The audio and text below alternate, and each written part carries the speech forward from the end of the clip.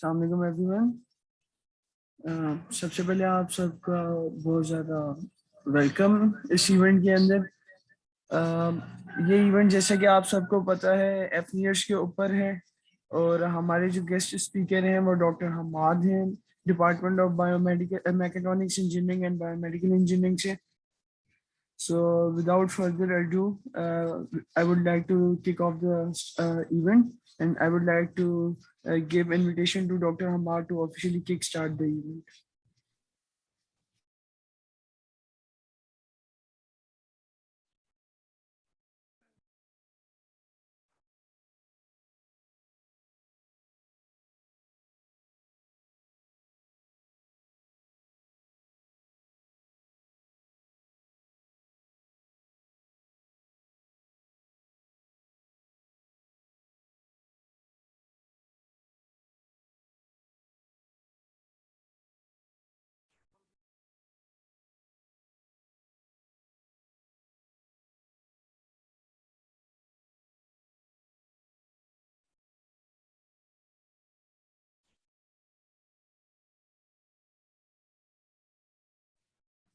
Sir की आवाज आ रही है सबको?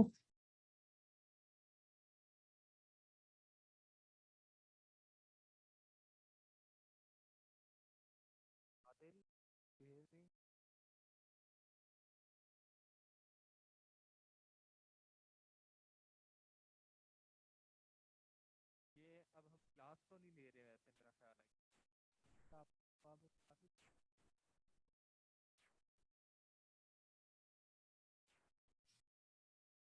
2 मिनट वॉइस का कर देते हैं।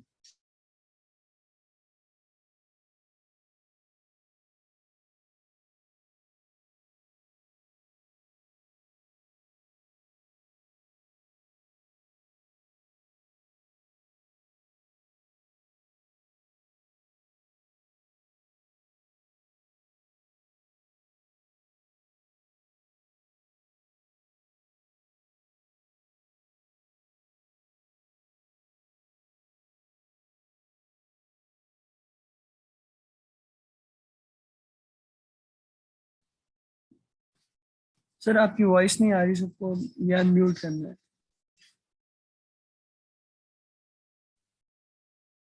हमारी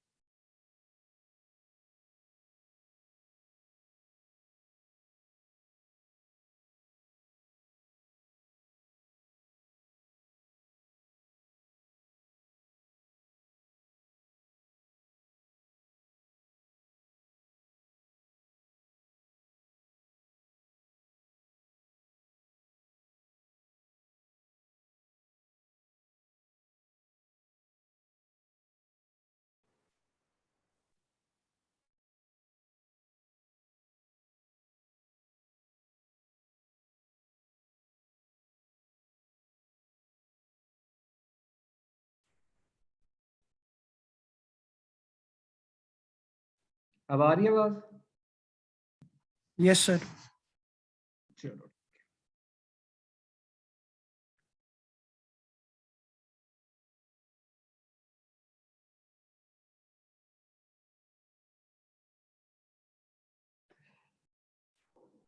अच्छा जी, so let's start with the topic.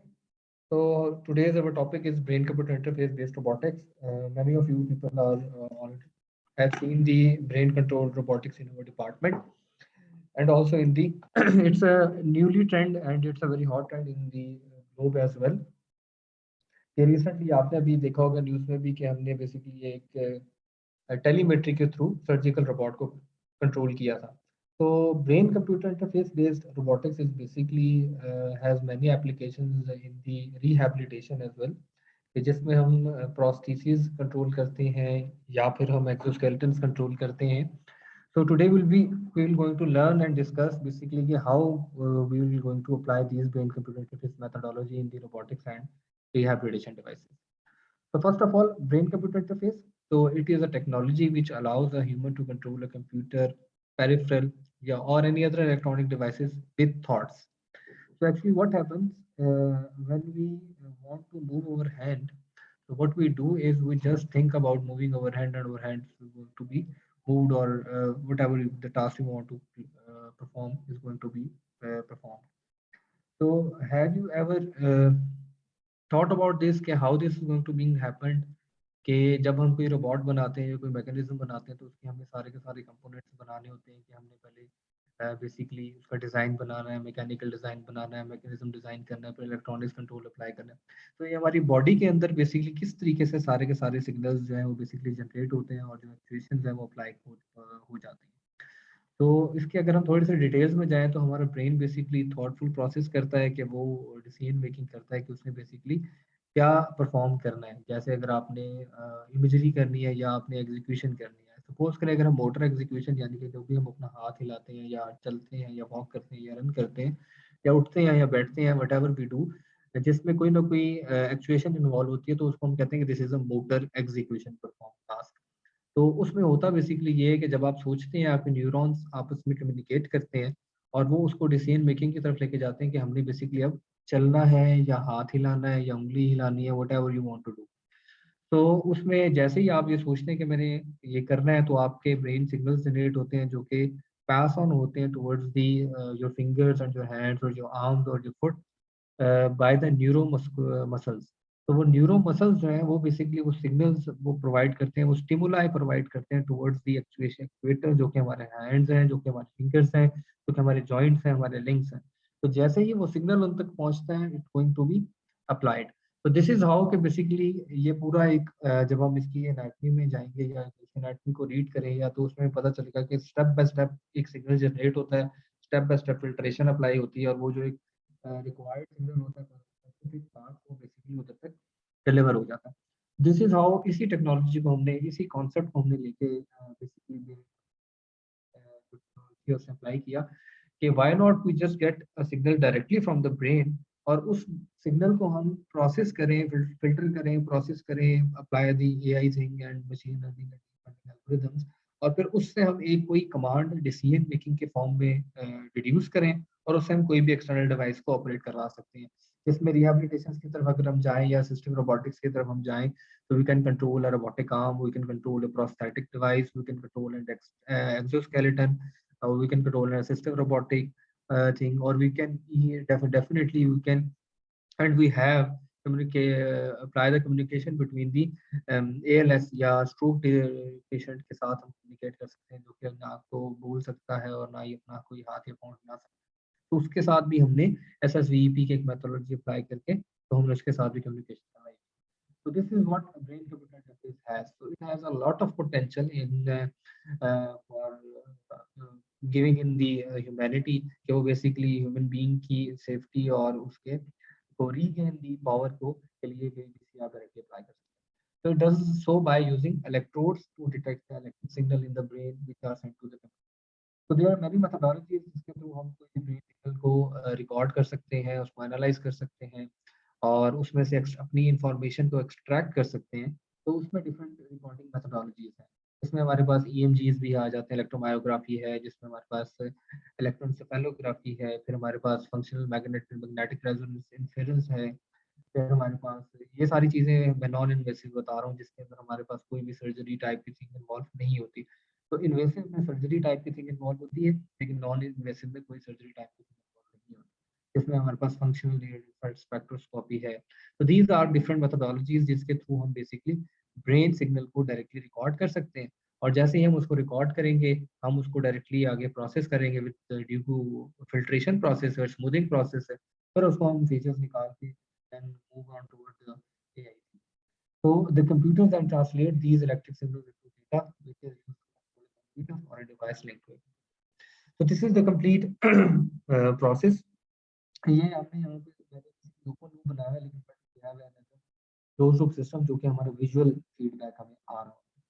So things are research is going towards the feedback thing as well कि हमारे पास कोई हैप्टिक या स्टिमुलस बेसिकली फीडबैक हो जाए तो उस पे रिसर्च अभी बेसिकली चल रही है और it's a very hot topic nowadays. So these are the basic 5 steps of control interface methodology.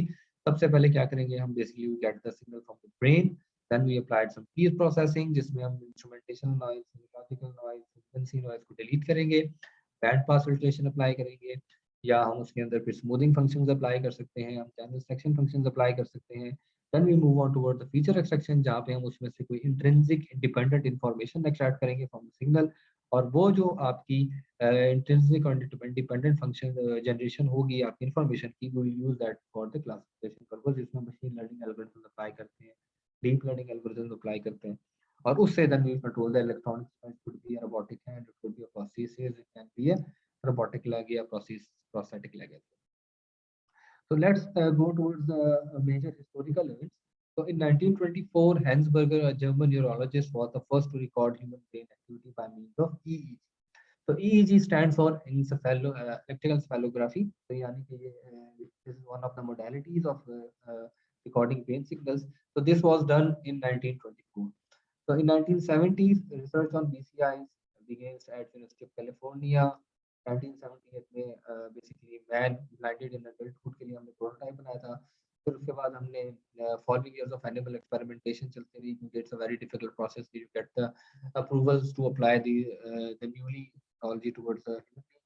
तो मिड 1990s तक हम बेसिकली एक्सपेरिमेंटेशन करते रहे एनिमल्स के ऊपर, जिसमें हमने एक माउस का ब्रेन भी कंट्रोल किया था towards the left and right direction के लिए।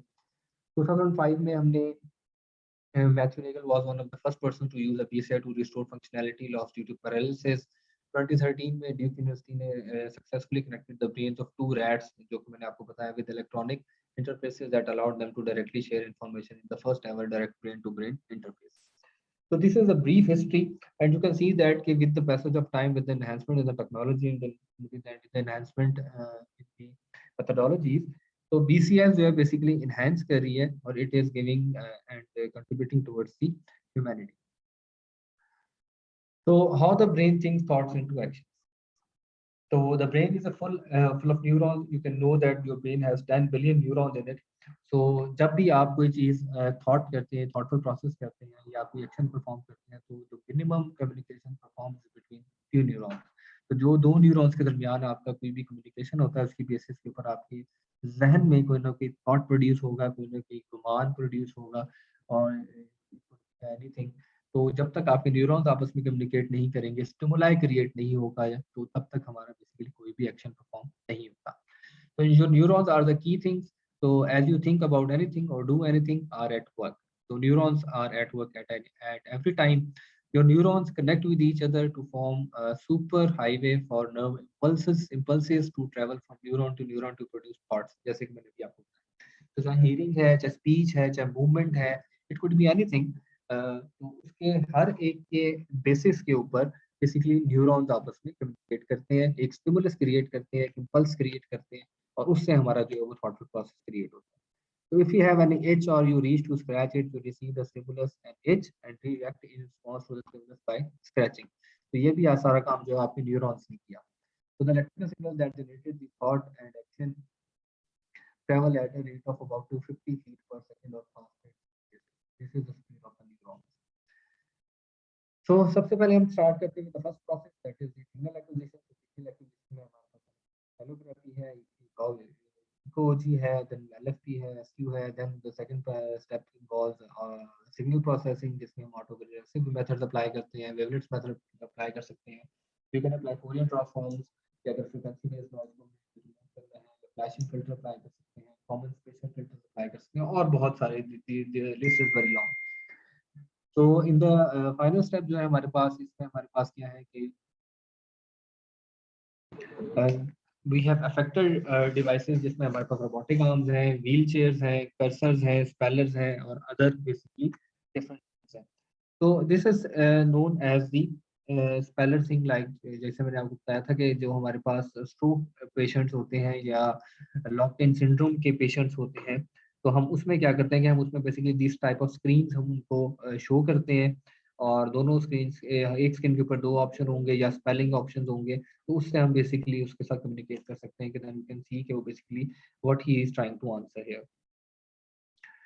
So let's start with the BCI types. So we have basically 2 types of BCIs, brain control interfaces. First one is the direct BCI and the other one is the indirect BCI. So direct BCI के अंदर वो direct BCI basically वो BCI होता है जिसके अंदर हम directly signal from the brain extract कर रहे होते हैं, रिकॉर्ड कर रहे होते हैं। तो ब्रेन से जो भी मेथोडोलॉजीज के थ्रू हम सिग्नल रिकॉर्ड कर रहे हैं वो डायरेक्ट पीसीआई कहलाएगा। और जो इनडायरेक्ट बीसीआई है उसमें ये है कि हम डायरेक्टली ब्रेन से सिग्नल नहीं ले रहे, बट ड्यूरिंग दैट प्रोसेस कि आपका जो सिग्नल ब्रेन से जनरेट हुआ था और वो मोटर एग्जीक्यूशन या आपके एक्चुएटर तक पहुंचते पहुंचते जहां तक से भी हम उसको उठा लें उसको हम इनडायरेक्ट बीसीआई कह सकते हैं। जैसे कि अगर हम सिग्नल जनरेट हुआ था फिंगर मूवमेंट का या हैंड ओपनिंग क्लोजिंग का, तो वो हम बेसिकली आपके आर्म से ले सकते हैं, क्योंकि बिकॉज वहाँ पे हम ईएमजी मसल मूवमेंट के थ्रू हम कंट्रोल कर उसको रिकॉर्ड कर सकते हैं। तो इसलिए ईएमजी जो है इलेक्ट्रोमायोग्राफी, जिसमें हम मसल मूवमेंट को रिकॉर्ड करते हैं और उससे हम बेसिकली सिग्नल जनरेट करके आगे डिवाइस को कंट्रोल करने की कोशिश करते हैं, that is known as the indirect BCI. बाकी जो डायरेक्ट बीसीआई इसके अंदर है हमारे पास आगे फर्दर 3 टाइप्स है। Number 1 is invasive, then we have partial invasive, then we have the non. तो इन्वेसिव के अंदर हम बेसिकली न्यूरो सर्जरी कर रहे होते हैं, ठीक है, इसमें हम डायरेक्टली ब्रेन के ऊपर जो है ना वो एसईएमजीज अप्लाई कर रहे होते हैं या इलेक्ट्रोड्स अप्लाई करते हैं डायरेक्टली ऑन द ब्रेन। और पार्शियल इन्वेसिव इकोलॉजी अप्लाई कर रहे होते हैं। और नॉन इन्वेसिव के अंदर हमारे पास ईईजी है, इलेक्ट्रोसेफेलोग्राफी, एफनेर्स है, फंक्शनल नियर इंफ्रारेड स्पेक्ट्रोस्कोपी, और then we have the fMRI, functional magnetic resonance imaging. तो दीज टाइप्स, ये जो हमारे पास जो इन टारगेट एरियाज में है वो है ईजी, एफनेर्स और एफएमआरआई, क्योंकि ये बेसिकली इसमें हमें किसी भी किस्म की कोई सर्जरी इन्वॉल्व नहीं करनी पड़ती और you can directly it's a variable thing, you can directly apply record the brain signal and apply the robotic sensor. So EEG and FNIRS are the variable things, but fMRI has another drawback, that is कि हमें यहाँ पे basically MRI machine चाहिए होती है, तो वो काफ़ी बड़ी होती है और उसको मूव भी नहीं हो सकती, इट इज नॉट कि हम उसको उठा के चल सकें। तो यहाँ पे एफएमआरआई का हमारे पास थोड़ा सा ड्रॉबैक है, लेकिन fMRI is has a many potential कि अगर हम इसको क्लिनिक्स के अंदर यूज करें, हम डायग्नोस्टिक्स में इसको अप्लाई करें, so we can apply fMRI there as well. और the indirect BCI has also a lot of potential in the robotics, कि हम बेसिकली क्या करते हैं कि हम ईएमजी इलेक्ट्रोड्स को बेसिकली वेयर करते हैं ऑन दी मसल्स और मसल सिग्नल को रिकॉर्ड करते हैं और उस मसल सिग्नल को बेसिकली आगे यूज करते हैं to control the robotic hand और any other external devices. So let's go inside the BCI कि how we going to apply। तो डायरेक्ट बीसीआई की अगर हम बात करें तो सबसे पहले ईईजी आता है। तो ईईजी जो है basically outer side of the brain से हम या इजीली उसको रिकॉर्ड कर सकते हैं, ठीक है, जिसमें हमारे पास कोई भी किस्म की सर्जरी इन्वॉल्व नहीं होती। हम स्कैल्प ऑफ द से भी आउटर स्किन के बाहर से हम उसको डायरेक्टली इलेक्ट्रोड्स को अप्लाई करते हैं ऑन द ब्रेन और हम डायरेक्टली उसको रिकॉर्ड कर लेते हैं। उसके बाद इकोग्राफी आती है, उसमें हम बेसिकली कॉर्टेक्स के ऊपर बेसिकली क्या करते हैं कि आपके स्कल के नीचे बेसिकली वहां पे हम जो है ना सेंसर्स अप्लाई करते हैं। And inter cortical micro electrode रे जो है बेसिकली उसमें हम क्या करते हैं, हम ब्रेन के अंदर इलेक्ट्रोड्स को इंसर्ट करते हैं।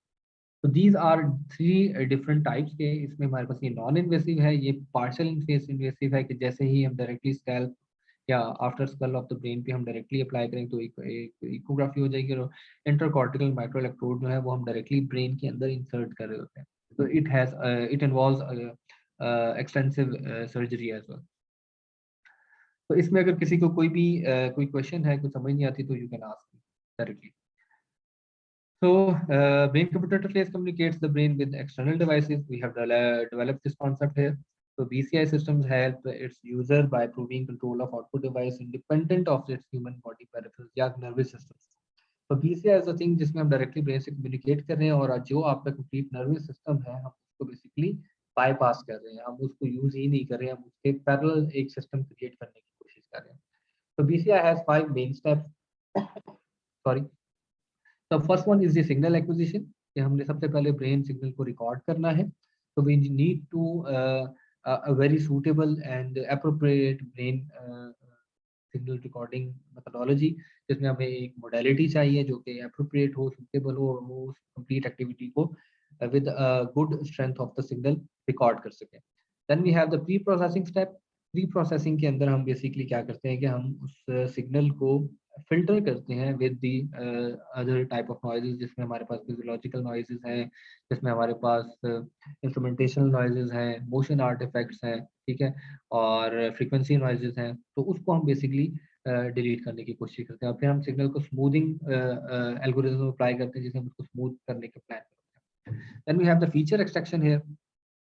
फीचर एक्सट्रैक्शन में हम बेसिकली क्या चाहते हैं कि वी नीड कि हमारे पास कोई एक ऐसा फीचर आए, कोई ऐसी एक इंफॉर्मेशन आए ब्रेन सिग्नल के अंदर से कि जो कि बहुत इंट्रिंसिक हो, इंडिपेंडेंट हो, और ताकि हमारे पास जो भी उस एक्टिविटी के अगेंस्ट जो इंफॉर्मेशन आ रही है वो हम डायरेक्टली क्लासिफिकेशन करके और मशीन लर्निंग एल्गोरिथम अप्लाई करके, या फिर हम उसमें एआई थिंग अप्लाई करके, या फिर हम उसमें डीप लर्निंग एल्गोरिथम अप्लाई करके डायरेक्टली एक कमांड जनरेट कर सकें, एक डिसीजन मेकिंग कर सकें, और उस डिसीजन मेकिंग को डायरेक्टली हम यूज करेंगे for the control of the application interface, जहाँ पे हमारे पास कोई भी एक्सटर्नल डिवाइसेस है, इधर कुड बी एक्सोस्केलेटन, इधर could be a processor hand और रोबोटिक हैंड। तो let's discuss one by one. जैसे कि अभी हमने डिस्कस किया है कि ब्रेन सिग्नल एक्विजिशन को में हमारे पास these are the main four non invasive methodologies या मोडालिटीज अवेलेबल हैं, जिसमें फंक्शनल मैग्नेटिक रेजोनेंस इमेजिंग है, जिसमें हमारे पास एफएमआरआई हम उसको कहते हैं। Then we have the electroencephalography, EEG, and then we have the EMG electromyography, and then we have the functional infrared spectroscopy, जिसमें हम FNIRS करते हैं। Relatively अगर हम इसमें से कंपैरिजन करें तो FMRI is नॉन पोर्टेबल, तो ये पोर्टेबल नहीं है। EEG और EMG are the portable thing, variable thing, और FNIRS जो है ये भी वेरिएबल है और पोर्टेबल है। तो इसमें all the three other modalities have a lot of applications in the PCIs or practically available है। Research has been performed extensively on these modalities, but also research is going on still yet. तो FNIRS जो है इन सब में relatively it's a very new technology, जिसमें हम optical brain imaging करने की कोशिश करते हैं, और FNIRS जो near infrared spectroscopy है उसको apply करते हैं। So it has a lot of research potential in it, और diagnostics के अंदर और clinics के अंदर it has a very vast application nowadays. The second step involves the noise reduction or filtration. So noises like physiological or instrumental are removed by applying suitable filtration. So normally we apply the band pass filtration here, जिसमें हमें पता होता है कि हमारे पास जो physiological noises आ रही है, जिसमें हमारे पास air waves की noise क्या है, heart beat की noise क्या है, respiratory की नॉइज क्या है, तो वो सारी नॉइजेस की फ्रीक्वेंसीज को हम बेसिकली क्या करते हैं, बैंड पास के थ्रू डिलीट कर देते हैं। तो वहां से हमारे पास जो है ना ये नॉइज रिमूव हो जाता है, और then we apply the smoothing function, और उससे हमारे पास सिग्नल हो जाता है। तो the third step involves the feature extraction, जिसमें मैंने जैसे अभी बताया आपको, we need an intrinsic and independent features जो कि हमें बताएं कि बेसिकली एक्टिविटी के अंदर जो कि डिफरेंशिएट कर सकें दो या तीन एक्टिविटीज को आपस में, जिससे हमें पता चल सके कि बेसिकली ये वाली जो एक्टिविटी थी वो दूसरी एक्टिविटी से डिफरेंट थी। तो उससे इस फीचर को डिफरेंशिएटिंग जो हमारे पास वेरिएबल है या फीचर है, वो हमारे पास इतना इंट्रिंसिक और इंडिपेंडेंट हो कि हम उसे डायरेक्टली अप्लाई करें क्लासिफिकेशन के अंदर, ताकि हमारी जो क्लासिफिकेशन एक्यूरेसी है वो बेसिकली एक रिलायबिलिटी की फॉर्म के अंदर आए कि let's suppose we should get minimum of 99% और 100% एक्यूरेसी है, क्योंकि इट्स अबाउट द रिहैबिलिटेशन, या फिर एक इंसान ह्यूमन बीइंग की बात हो रही है। इट्स नॉट कि हम कोई भी मशीन ऑपरेट करवा रहे हैं या कोई और थिंग यहाँ पे अप्लाई करने की कोशिश कर रहे हैं।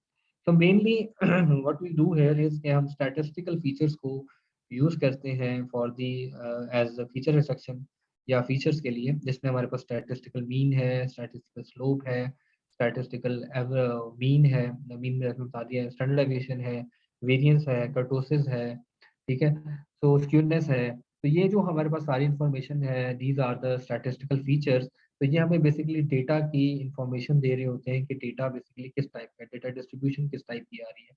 तो ब्रेन सिग्नल की जो डेटा डिस्ट्रीब्यूशन है वो फर्स्ट एक्टिविटी जो और सेकंड एक्टिविटी से डिफरेंशिएट कर रही है। इस वजह से हम वहाँ पे ये स्टैटिस्टिकल फीचर्स अप्लाई करते हैं, और वो हमें बेसिकली दोनों को एक दूसरे से डिफरेंशिएटिंग परफॉर्मेंस के साथ हमारे पास आ रही होती है। तो we apply these statistical features to for the classification. Classification में हम बेसिकली क्या करते हैं कि हम डिफरेंट मशीन लर्निंग एल्गोरिथम्स हैं उनको यूज करते हैं for the command generation purpose. और वहाँ पे हमारे पास मेनली अगर मैं बात करूँ तो दो जो हमारे पास LDA है, SVM है, यानी कि लीनियर डिस्क्रिमिनेंट एनालिसिस है, स्पोर्ट वेक्टर मशीन है, और उसके बाद हमारे पास जो क्वाड्रेटिक डिस्क्रिमिनेंट एनालिसिस है, या और अदर कोई डिफरेंट जो मशीन लर्निंग एल्गोरिथम है वो हम अप्लाई। लेकिन यहाँ पे LDA और SVM, these are the two type of machine learning algorithm जो कि vastly यूज किए गए हैं इन स्टडीज के अंदर या रिसर्च स्टडीज के अंदर, बिकॉज इन दोनों की जो कंप्यूटेशनल कॉस्ट है वो लो है, ठीक है, और इन दोनों की जो कंप्यूटेशनल डिले है वो भी बहुत हुआ है with respect to the other algorithm है, या आर्टिफिशियल न्यूरल नेटवर्क है, या डीप न्यूरल नेटवर्क्स हो गए, कन्वोल्यूशन न्यूरल नेटवर्क्स हो गए। तो वहाँ पे हमें ट्रेनिंग के लिए और डिफरेंट पर्पसेस के लिए बहुत कंप्यूटेशनल पावर चाहिए होती है, कंप्यूटेशनल कॉस्ट है उसकी ज़्यादा। तो on the other hand in दो जो एल्गोरिथम है, एलडीओ हो गया, एसवीएम हो गया, इनकी जो कॉस्ट है, computational cost delay, that is the minimum. तो इसी वजह से these two algorithms have been applied fastly in this studies या applications. Then finally we have the application interface, जहाँ पे कोई भी external device आप control कर सकते हैं, robotic hand हो जाए, robotic arm है, बहुत सी चीज़ें हैं, exoskeletons है, तो these type हम directly उसको apply कर सकते हैं। So let's discuss one by one कि आपको basically एक knowledge हो जाए कि basically invasive BCIs में किस तरीके से कर रहे होते हैं, नॉन इन्वेसिव में किस तरह कर रहे होते हैं। This is the invasive BCI, यहाँ पे हम देखें कि these are the intercortical micro electrode array जो कि हम डायरेक्टली ब्रेन के अंदर इंसर्ट करते हैं। तो ये बेसिकली आप देखें उसके इलेक्ट्रोड्स हैं जो कि डायरेक्टली इंसर्टेड होते हैं आपके ब्रेन के अंदर। तो इसको हम कहते हैं this is the implanted multi electrode और माइक्रो इलेक्ट्रोड अरे, जो कि डायरेक्टली हम ब्रेन के अंदर यहाँ पे आप देखें ब्रेन कॉर्टेक्स के अंदर हम इंसर्ट कर रहे होते हैं।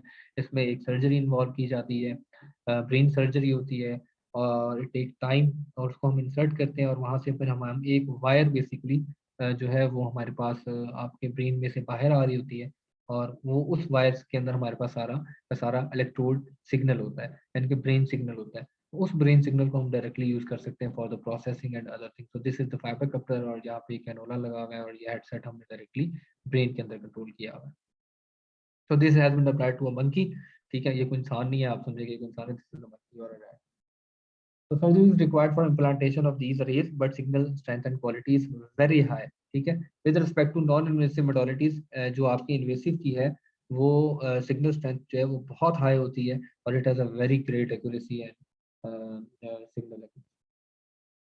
Invasive pieces are implanted directly into the gray matter of the brain by neurosurgery, ठीक है। आप यहाँ पे डायरेक्टली ये उसको उठा के, और यहाँ पे ये देखें छोटा सा अप्लाई हुआ। So as they rest in the gray matter, invasive devices produce the highest quality signals of the BCI device, but are prone to scar tissue buildup, ठीक है, और causing the signal to become weaker or even lost as the body reacts to foreign objects in the brain. और secondly इस एक क्योंकि वहाँ पे tissue create बनना शुरू हो जाता है, जो कि हमारी बॉडी रिएक्ट करती है किसी भी एक्सटर्नल डिवाइसेस जो कि इसके अंदर इंसर्ट की जाए उसके हवाले से, तो उस वजह से इसके जो सिग्नल्स हैं वो वीक होना शुरू हो जाते हैं विद रिस्पेक्ट टू टाइम। जैसे टाइम हमारा जाता है तो वहाँ से आता है। तो ये जो चिप है, this was first introduced by the brain gate system in Providence Rhode Island USA. तो उन्होंने ये फर्स्ट टाइम अप्लाई किया था, तो they had a very good prospect in it, और उन्होंने एक बेसिकली स्ट्रोक पेशेंट के लिए ये अप्लाई किया था, जिसने फर्स्ट टाइम आफ्टर 10 इयर्स जो है ना वो एक कप को या एक ग्लास उसने पिकअप किया था with robotic hand and drank the water और कॉफी। तो इसकी वीडियो मैं आपको एंड में दिखाता हूँ। तो उसके बाद हमारे पास आ जाता है जी कि हमारे पास जो ब्रेन सिग्नल है ये वाली नॉन इन्वेसिव थिंग है, और जो विद इन द ब्रेन आती है वो इन्वेसिव थिंग होती है। अब आप देखें तो जो हमारे पास सिग्नल स्ट्रेंथ है वो with respect to thing change हो सकती है। नॉन इन्वेसिव रिकॉर्डिंग इलेक्ट्रोड जो है वो बेसिकली इस टाइप का रिजल्ट आ रहा होगा, और जो इन्वेसिव रिकॉर्डिंग का है उसका हमारे पास ज़्यादा डीप और एक स्ट्रॉन्ग सिग्नल आ रहा होगा।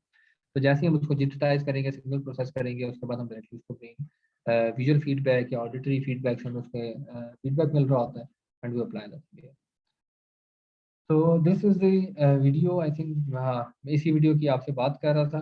तो इसमें जो है बेसिकली क्या किया था कि डॉक्टर ली होशबर्ग, प्रोफेसर और न्यूरोलॉजिस्ट इंजीनियर, तो इन्होंने बेसिकली ये इस स्ट्रोक पेशेंट ने अपना कंट्रोल किया था robotic hand. You can hear it now.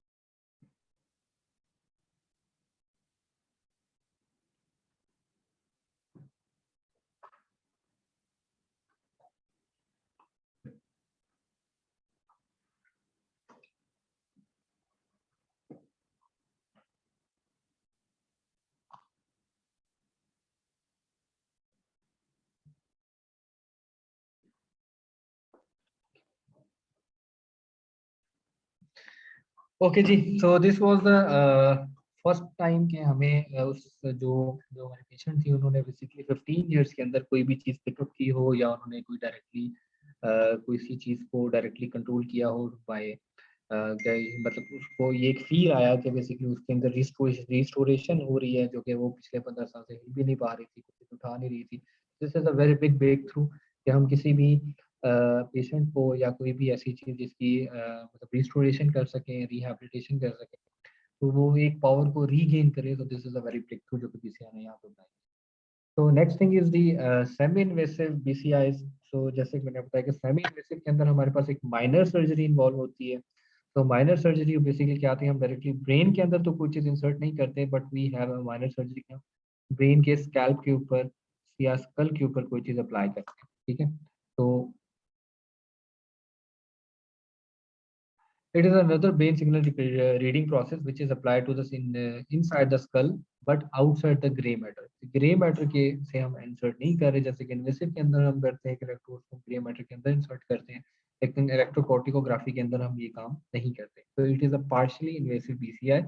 So ECOG records the activity of the brain signal, the skull, but from the surface of the membranes that protect it. So an electrode grid is being implanted by the surgical incision. तो ये basically वो electrode grid है और ये हमने directly motor area के ऊपर apply किया हुआ है। तो यहाँ पे हमने बेसिकली इन्वेसिव सर्जरी करनी पड़ी। तो then we come towards the non invasive BCIs. Non invasive जो बीसीआईज हैं, इसमें जैसे हमने डिस्कस किया था कि हमारे पास ईएमजी है, ईजी है, एफएमआरआई है, एफनेट्स है। तो actually we have a variable basically कि हमारे पास एक कैप होती है, उस कैप को प्लेस करते हैं और उसके अंदर हमारे पास डिफरेंट इलेक्ट्रोड्स बेसिकली अप्लाई किए गए होते हैं। तो वो इलेक्ट्रोड जो है वो बेसिकली हमारे ब्रेन सिग्नल को रिकॉर्ड करते हैं in the form of electric signal और in the form of optical signal या साउंड सिग्नल की फॉर्म के अंदर। तो जो भी उसकी बेसिक प्रिंसिपल अप्लाई हुई होती है वो हम बेसिकली उस सिग्नल को रिकॉर्ड करते हैं और सिग्नल को देन वी अप्लाई इट। तो इस फॉर्म ऑफ बीसीआई के अंदर किसी भी किस्म की कोई सर्जरी इन्वॉल्व नहीं होती और it's a very safe thing. लेकिन जो ड्रॉबैक है या जो वीकनेसेस हैं वो ये है कि हमारे पास वो जो सिग्नल स्ट्रेंथ है, वो बेसिकली जो इंटेंसिटी ऑफ द सिग्नल है वो विद रिस्पेक्ट टू इन्वेसिव वो थोड़ी लो होती है। लेकिन इन्वेसिव की बहुत हाई होती है, लेकिन बीसीआईज में जो नॉन इन्वेसिव है उनकी थोड़ी लो होती है। तो इलेक्ट्रोमायोग्राफी जो कि मैंने आपको बताया कि इट इज बेसिकली बेसिक क्या होती है कि आपकी मसल मूवमेंट होती है, ठीक है। तो जैसे ही हमारा कोई मसल मूव करता है तो उस मसल की मूवमेंट को हम रिकॉर्ड करते हैं और उस मूवमेंट से हम बेसिकली एक सिग्नल जनरेट करते हैं और सिग्नल को हम यूज करते हैं आगे बीसीआई कंप्लीट प्रोसेसिंग के अंदर, ताकि हम किसी भी एक्सटर्नल डिवाइस को कंट्रोल कर सकते हैं। तो इलेक्ट्रोमायोग्राफी के बेसिकली इलेक्ट्रोड होंगे जो कि ऐसे ही हम सरफेस ईएमजी इलेक्ट्रोड होते हैं जो कि आप बॉडी की सरफेस पे अप्लाई करते हैं, उन्हें एक रेफरेंस देते हैं और वो सिग्नल जो है बेसिकली हमें इन दिस फॉर्म्स, जैसे ग्राफ्स हमारे पास आए हुए हैं इस फॉर्म के अंदर आता है। तो जब भी हम कोई एक्टिविटी परफॉर्म करेंगे, अगर मसल मूव करेगा तो सिग्नल स्ट्रेंथ आ जाएगी, और अगर हम रेस्ट पे होंगे, मसल मूव नहीं कर रहा, तो हमारे पास सिग्नल जो है वो जीरो दे रहा होगा। तो this is one of the videos जो कि हमने ईएमजी के थ्रू कंट्रोल किए हैं फॉर दिस प्रोसेसेस। तो ये आप देख सकते हैं, यंग इन्वेंटर है गिवन, अगर ये बहन थी और उसने इसको बेसिकली ये जो है अपना बना के दिया प्रोस्थेटिक है।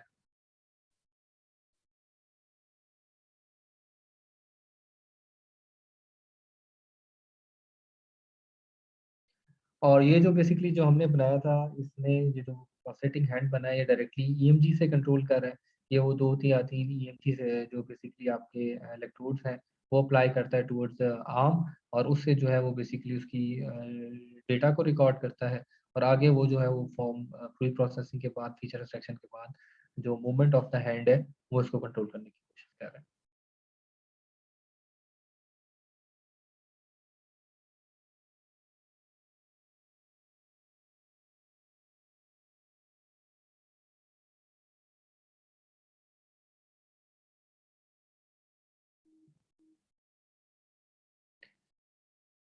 अच्छा, तो आगे चलते हैं जी।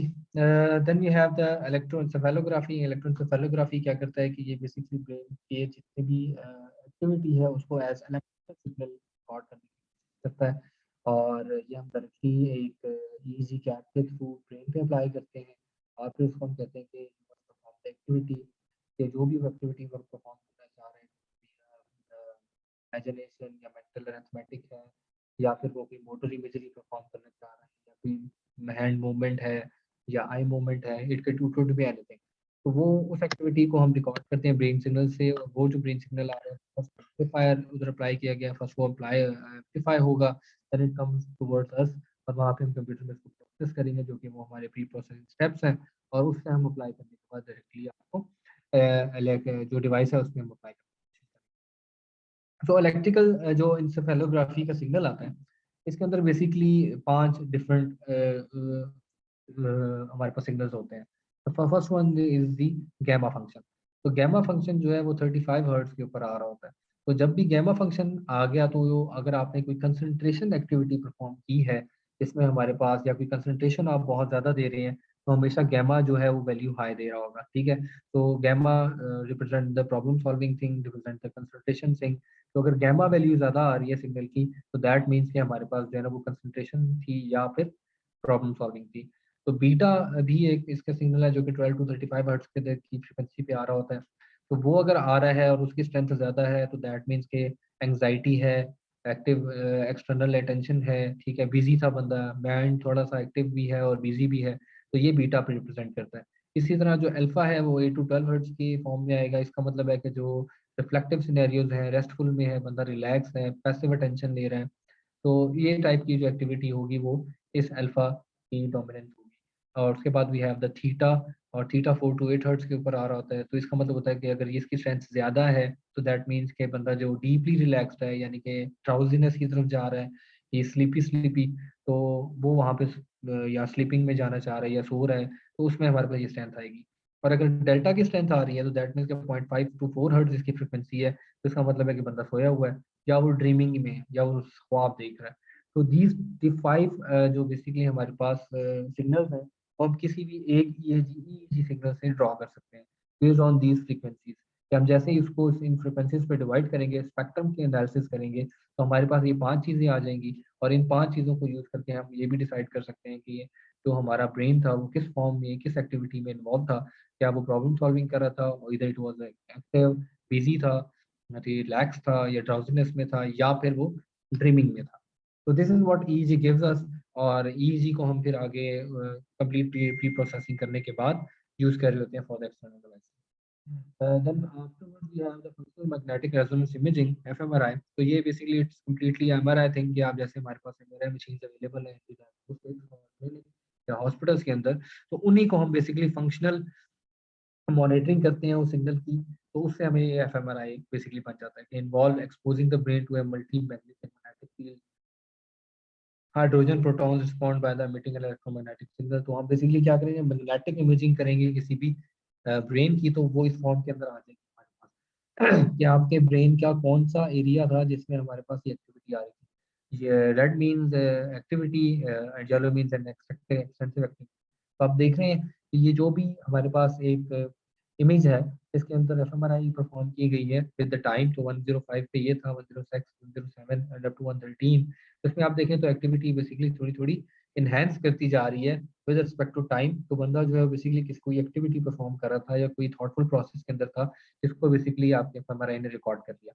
तो इसको हम डायरेक्टली यूज कर सकते हैं for other for the BCI thing, कि हम उसमें से कोई ना कोई एप्लीकेशन क्रिएट कर लें, कोई एप्लीकेशन इंटरफेस बना लें और directly use this signal. Then finally it comes up with the FNIRS thing, functional near infrared spectroscopy।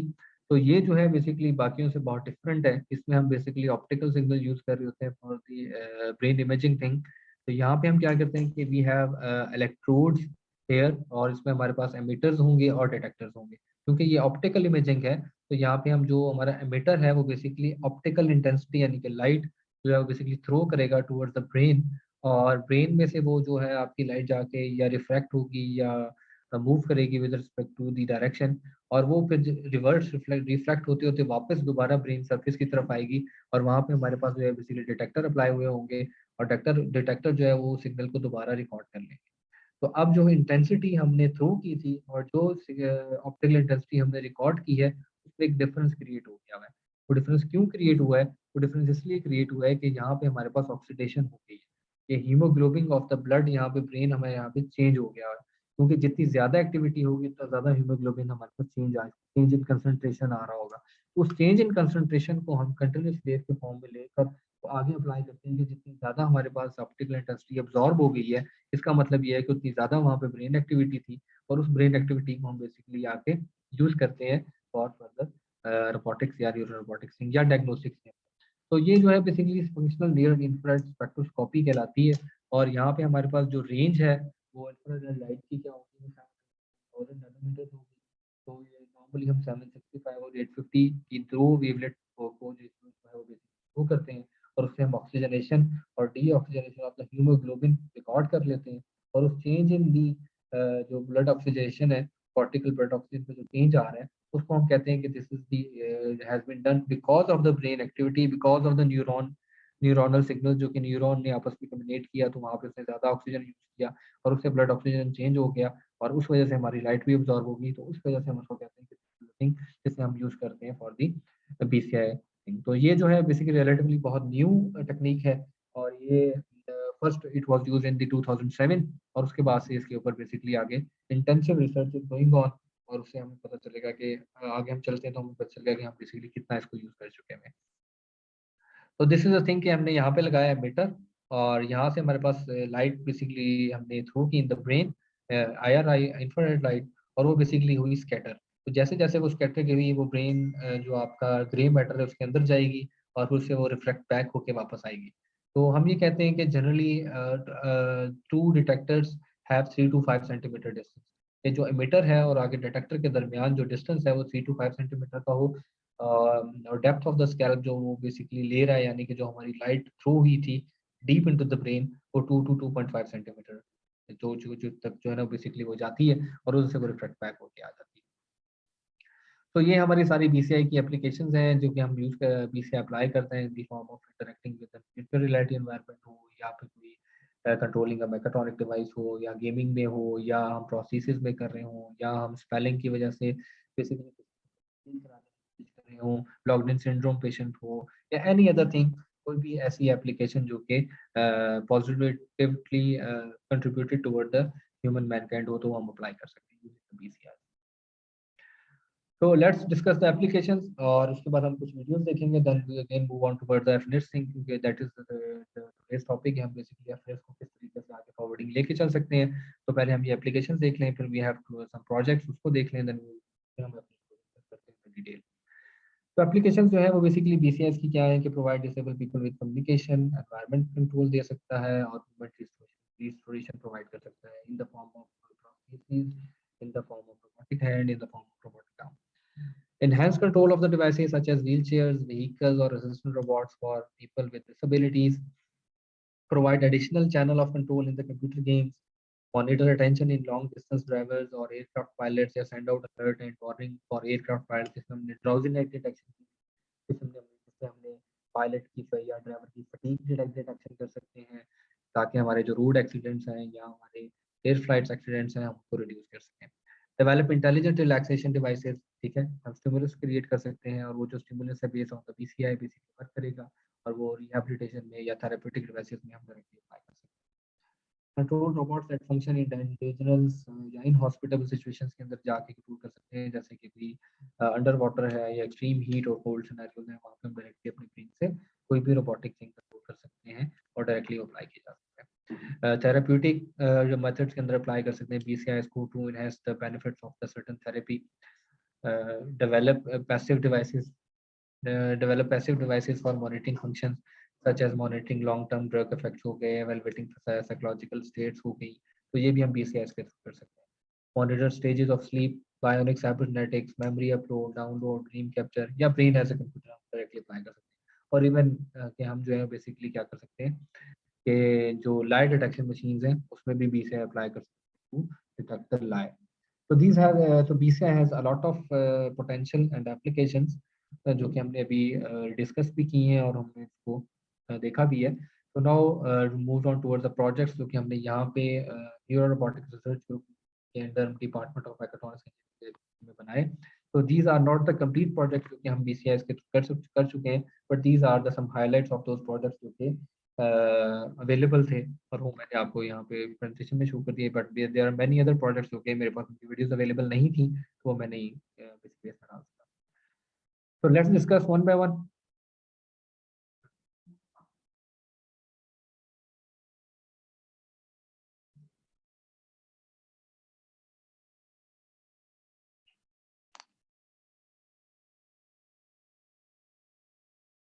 So this project has a lot of significance जो वो है वो मैं आपको पहले बता देता हूँ। इस प्रोजेक्ट के अंदर हमने basically functional near infrared spectroscopy की जो मशीन है वो भी हमने खुद डेवलप की, because at that time we don't have the fNIRS machine here in university.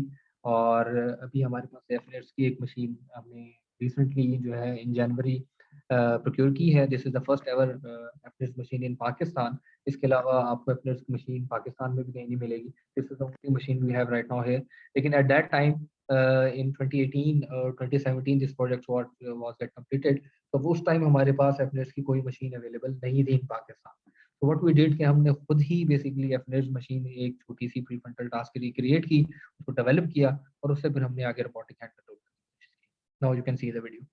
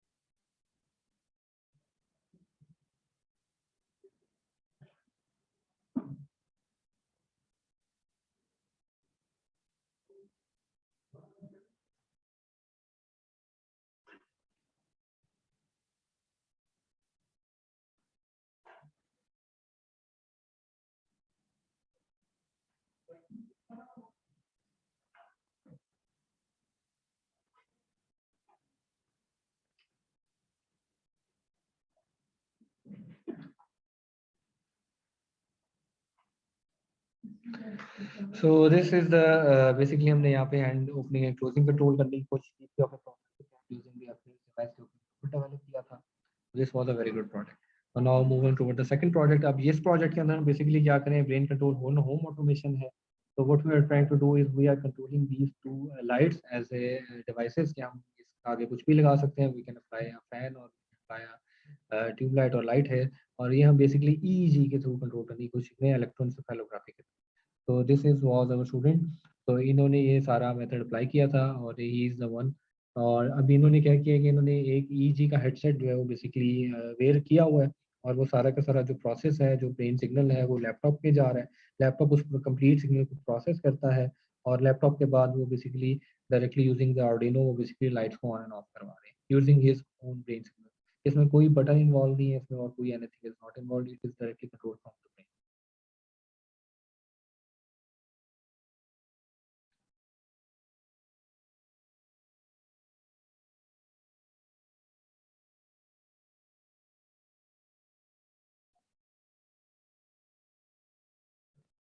So this is was also a very good project. This is from fall 16. तो यहाँ पे हमारे पास इस जो फार्मा है, इन्होंने बेसिकली एक यूँ समझें कि आपने एक रोबोटिक हैंड बनाया था जो कि असिस्टिव वे में था. अगर आपने कोई हैवी लोड्स लिफ्ट अप या लिफ्ट डाउन करने हो, तो इन्होंने बेसिकली इस रोबोटिक आर्म को कंट्रोल किया था यूजिंग दी ईएमजीज. तो ये वाला जो है इन्होंने ईएमजी बैंड अप्लाई किया हुआ टुवर्ड्स द सरफेस, और अब ये इसके थ्रू बेसिकली हैंड की मूवमेंट को कंट्रोल करने की कोशिश कर.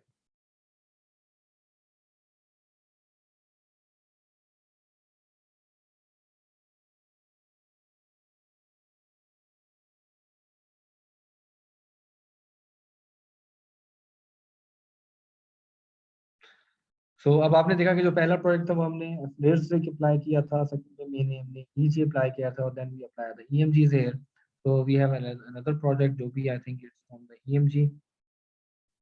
हाँ, तो ये प्रोजेक्ट जो है बेसिकली इसमें हमने एक एक्सोस्केलेटन बनाया है. This is a very recent project done by the Haseeb group. तो इन्होंने बेसिकली एक्सो एंकल क्रिएट किया है, और इस एक्सो एंकल की मूवमेंट को, डोर्सिफ्लेक्शन को, प्लांटर फ्लेक्शन को ये कंट्रोल करते हैं using the EMG device.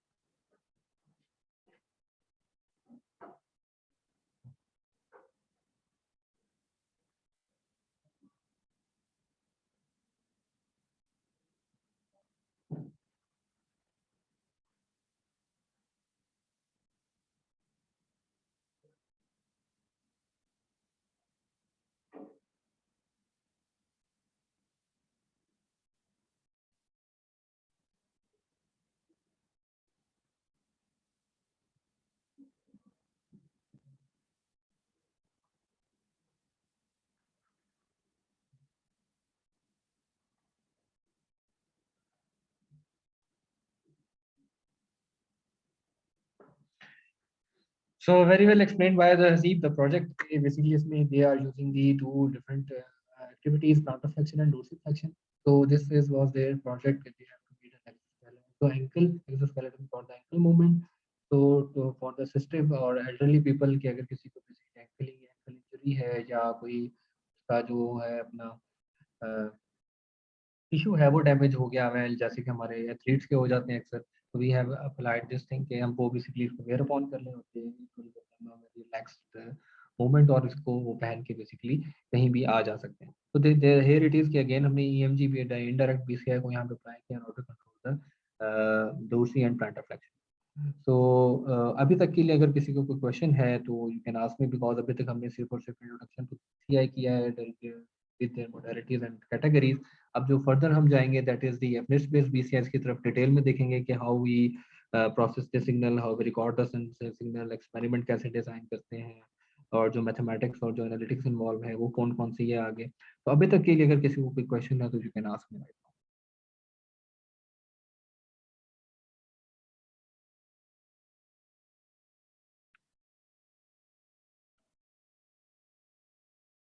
Ji Mahnoor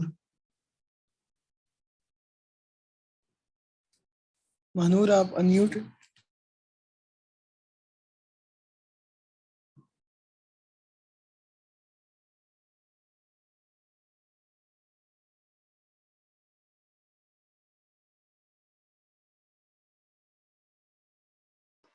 Assalamu alaikum, sir. Sir, my question is that what up to now, whichever technology we have seen, so how much in terms of it, till how much distance does this work?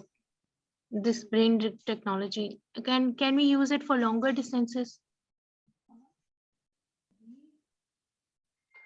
Distance जो मुझे आपका question समझ आया मानूर वो ये है कि आप इसको पूछना चाह रही हैं कि distance in terms of metres क्या कि उस एंगल से आप बेसिकली कितना इसको यूज करना चाह रहे हैं तो डिस्टेंसेस जो है वो बिल्कुल डिपेंड करता है कि आप बेसिकली किस तरीके से अपना सिग्नल है जो बेसिकली ट्रांसमिट कर रहे हैं टुवर्ड्स द कंट्रोलर साइड क्योंकि जो मेन परफॉर्मेंस है वो कंट्रोलर ने करनी है तो अभी तक तो जो बीसीआईज में होता आ रहा है जो कि जो चल रहा है वो ये है कि हम जो बेसिकली सिग्नल को रिकॉर्ड करने के बाद ऑफलाइन एनालिसिस भी कर सकते हैं और बेसिकली ऑनलाइन एनालिसिस भी कर सकते हैं ऑफलाइन से मुराद ये होती है कि हमने सिर्फ मोडालिटी को ब्रेन एक्विजिशन किया डेटा रिकॉर्ड करने के बाद डेटा सेव कर लिया और उसके बाद उस डेटा को दोबारा आफ्टर सम टाइम लोड किया टुवर्ड्स द मैटलैब और अनदर पाइथन थिंग और सॉफ्टवेयर के अंदर हम इसको फिर एनालाइज किया then we use the Arduino and other thing तो ऑफलाइन एनालिसिस एक ऑलरेडी एक वन ऑफ द एस्पेक्ट्स है और ऑनलाइन एनालिसिस में फिर हमें ये देखना होता है कि हम जो डेटा को ट्रांसफर कर रहे हैं वो किस मेथोडोलॉजी से कर रहे हैं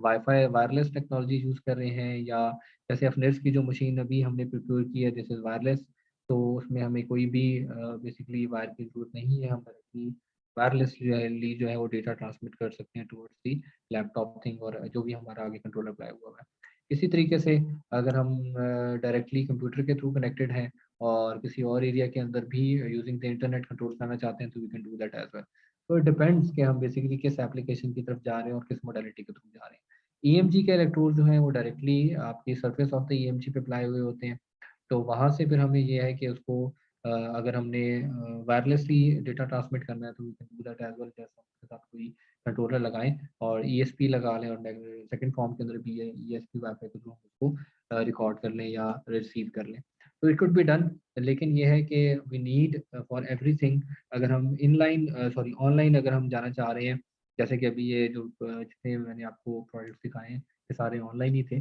तो अगर हम ऑनलाइन की तरफ जाना चाह रहे हैं तो इसका मतलब ये है कि हमने फौरी जो सिग्नल हमारे पास आ रहे हैं हमने उसको प्री प्रोसेस भी करना है और फिर हमने उसको बेसिकली आगे क्लासीफाई भी करना है और आगे कमांड जनरेशन करके डिवाइस भी फॉरन कंट्रोल करनी है तो उसके लिए हमें एक direct completely communication basically framework चाहिए तो वो फ्रेमवर्क बेसिकली आप खुद भी डिसाइड कर सकते हो कि आप वाईफाई के थ्रू जा रहे हो वायरलेस के थ्रू ट्रांसमिशन कर रहे हो या आप वायर लगा के कर रहे हो अगर आप वायर लगा के कर रहे हो तो that depends upon again the signal type अगर हमारे पास डीसी है या एसी सिग्नल है तो अगर डीसी सिग्नल है तो वो लॉन्गर डिस्टेंस पे नहीं जा सकता अगर से हमारे पास एसी सिग्नल के थ्रू हम बेच रहे हैं तो it can go towards the longer side और आप इसकी बेसिकली जो सिग्नल है उसको आप कन्वर्ट भी कर सकते हो इन अदर फॉर्म्स अगर आप वहाँ पे कोई और सिग्नल का टाइप लगा के चेंज करो। So it totally depends upon the application and uses of the signals कि आप सिग्नल आप किस तरीके से यूज करते हैं। तो we have very vast options available कि आप उसको जिस भी तरीके से लेके जाना चाहते हैं।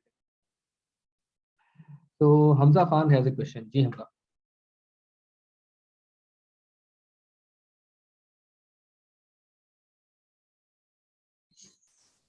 सर हमजा ने चैट में क्वेश्चन पूछा है, how strong are those signals in terms of voltage? That is a very good question. For the EMG signals, EMG signals unitless होते हैं, ठीक है, they have no voltage. और होता ये है कि चाहे हम एफरेट्स कर रहे हों, चाहे हम EEG कर रहे हों या हम EMG कर रहे हों, we always apply hardware amplification, ठीक है, हम उसमें हार्डवेयर एम्पलीफिकेशन अप्लाई करते हैं, क्योंकि अदरवाइज जो सिग्नल आ रहा होगा वो माइक्रो वोल्ट्स में आ रहा होगा या माइक्रो वैल्यूज के अंदर आ रहा होगा। तो वो जो माइक्रो वैल्यूज का सिग्नल होता है वो बहुत वीक होता है, उसको हम आगे यूज नहीं कर सकते। इसीलिए हम जैसे ही हम डेटा रिकॉर्ड करते हैं, सिग्नल रिकॉर्ड करते हैं, हम आगे जो है बेसिकली DSP किट्स के थ्रू या अदर हार्डवेयर सर्किट्स के थ्रू उसमें हम एम्पलीफिकेशन अप्लाई करते हैं और उस सिग्नल को हम एम्पलीफाई करते हैं, ठीक है। तो जो एम्पलीफाइड डेटा होता है, सिग्नल होता है, उसका स्ट्रेंथ भी होती है और उसके अंदर इंटेंसिटी भी अवेलेबल होती है, तो वो सिग्नल को हम डायरेक्टली यूज करते हैं फॉर।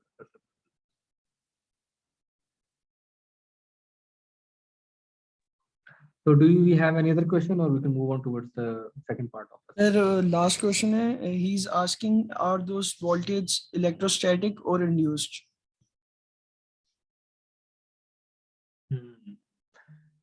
इलेक्ट्रोस्टैटिक और इंड्यूस्ड। सो बेसिकली EMG का सिग्नल जब भी हम रिकॉर्ड कर रहे होंगे या EEG का सिग्नल रिकॉर्ड कर रहे होंगे तो रेफरेंस पॉइंट क्या करेंगे हम कि हम बॉडी के एक लोकेशन के ऊपर, क्योंकि आगे मैं आपको बताने वाला हूँ थोड़ी देर में लोकेशन कौन सी होगी इन दी 1020 सिस्टम, वहाँ पे हम एक इलेक्ट्रोड लगाएंगे और रेफरेंस इलेक्ट्रोड। तो रेफरेंस इलेक्ट्रोड जो होगा वो बेसलाइन सिग्नल बन जाएगा। तो जैसे ही हमारा जो नेक्स्ट सिग्नल इलेक्ट्रोड को रिकॉर्ड कर रहा होगा तो वो बेसलाइन से जो बेसिकली रेफरेंस लेके रिकॉर्ड कर रहा होगा, ठीक है। तो दैट मीन्स कि हमारा जो सिग्नल आ रहा है वो एक बेस लाइन के थ्रू आ रहा है, ठीक है। तो वो जो है बेसिकली कांस्टेंट सिग्नल नहीं होगा जो कि वेरी करेगा with respect to the brain activity, but इसको हम कह सकते हैं इलेक्ट्रोस्टैटिक नहीं है, लेकिन ये है कि एक रेफरेंस सिग्नल हमारे पास आ रहा होगा।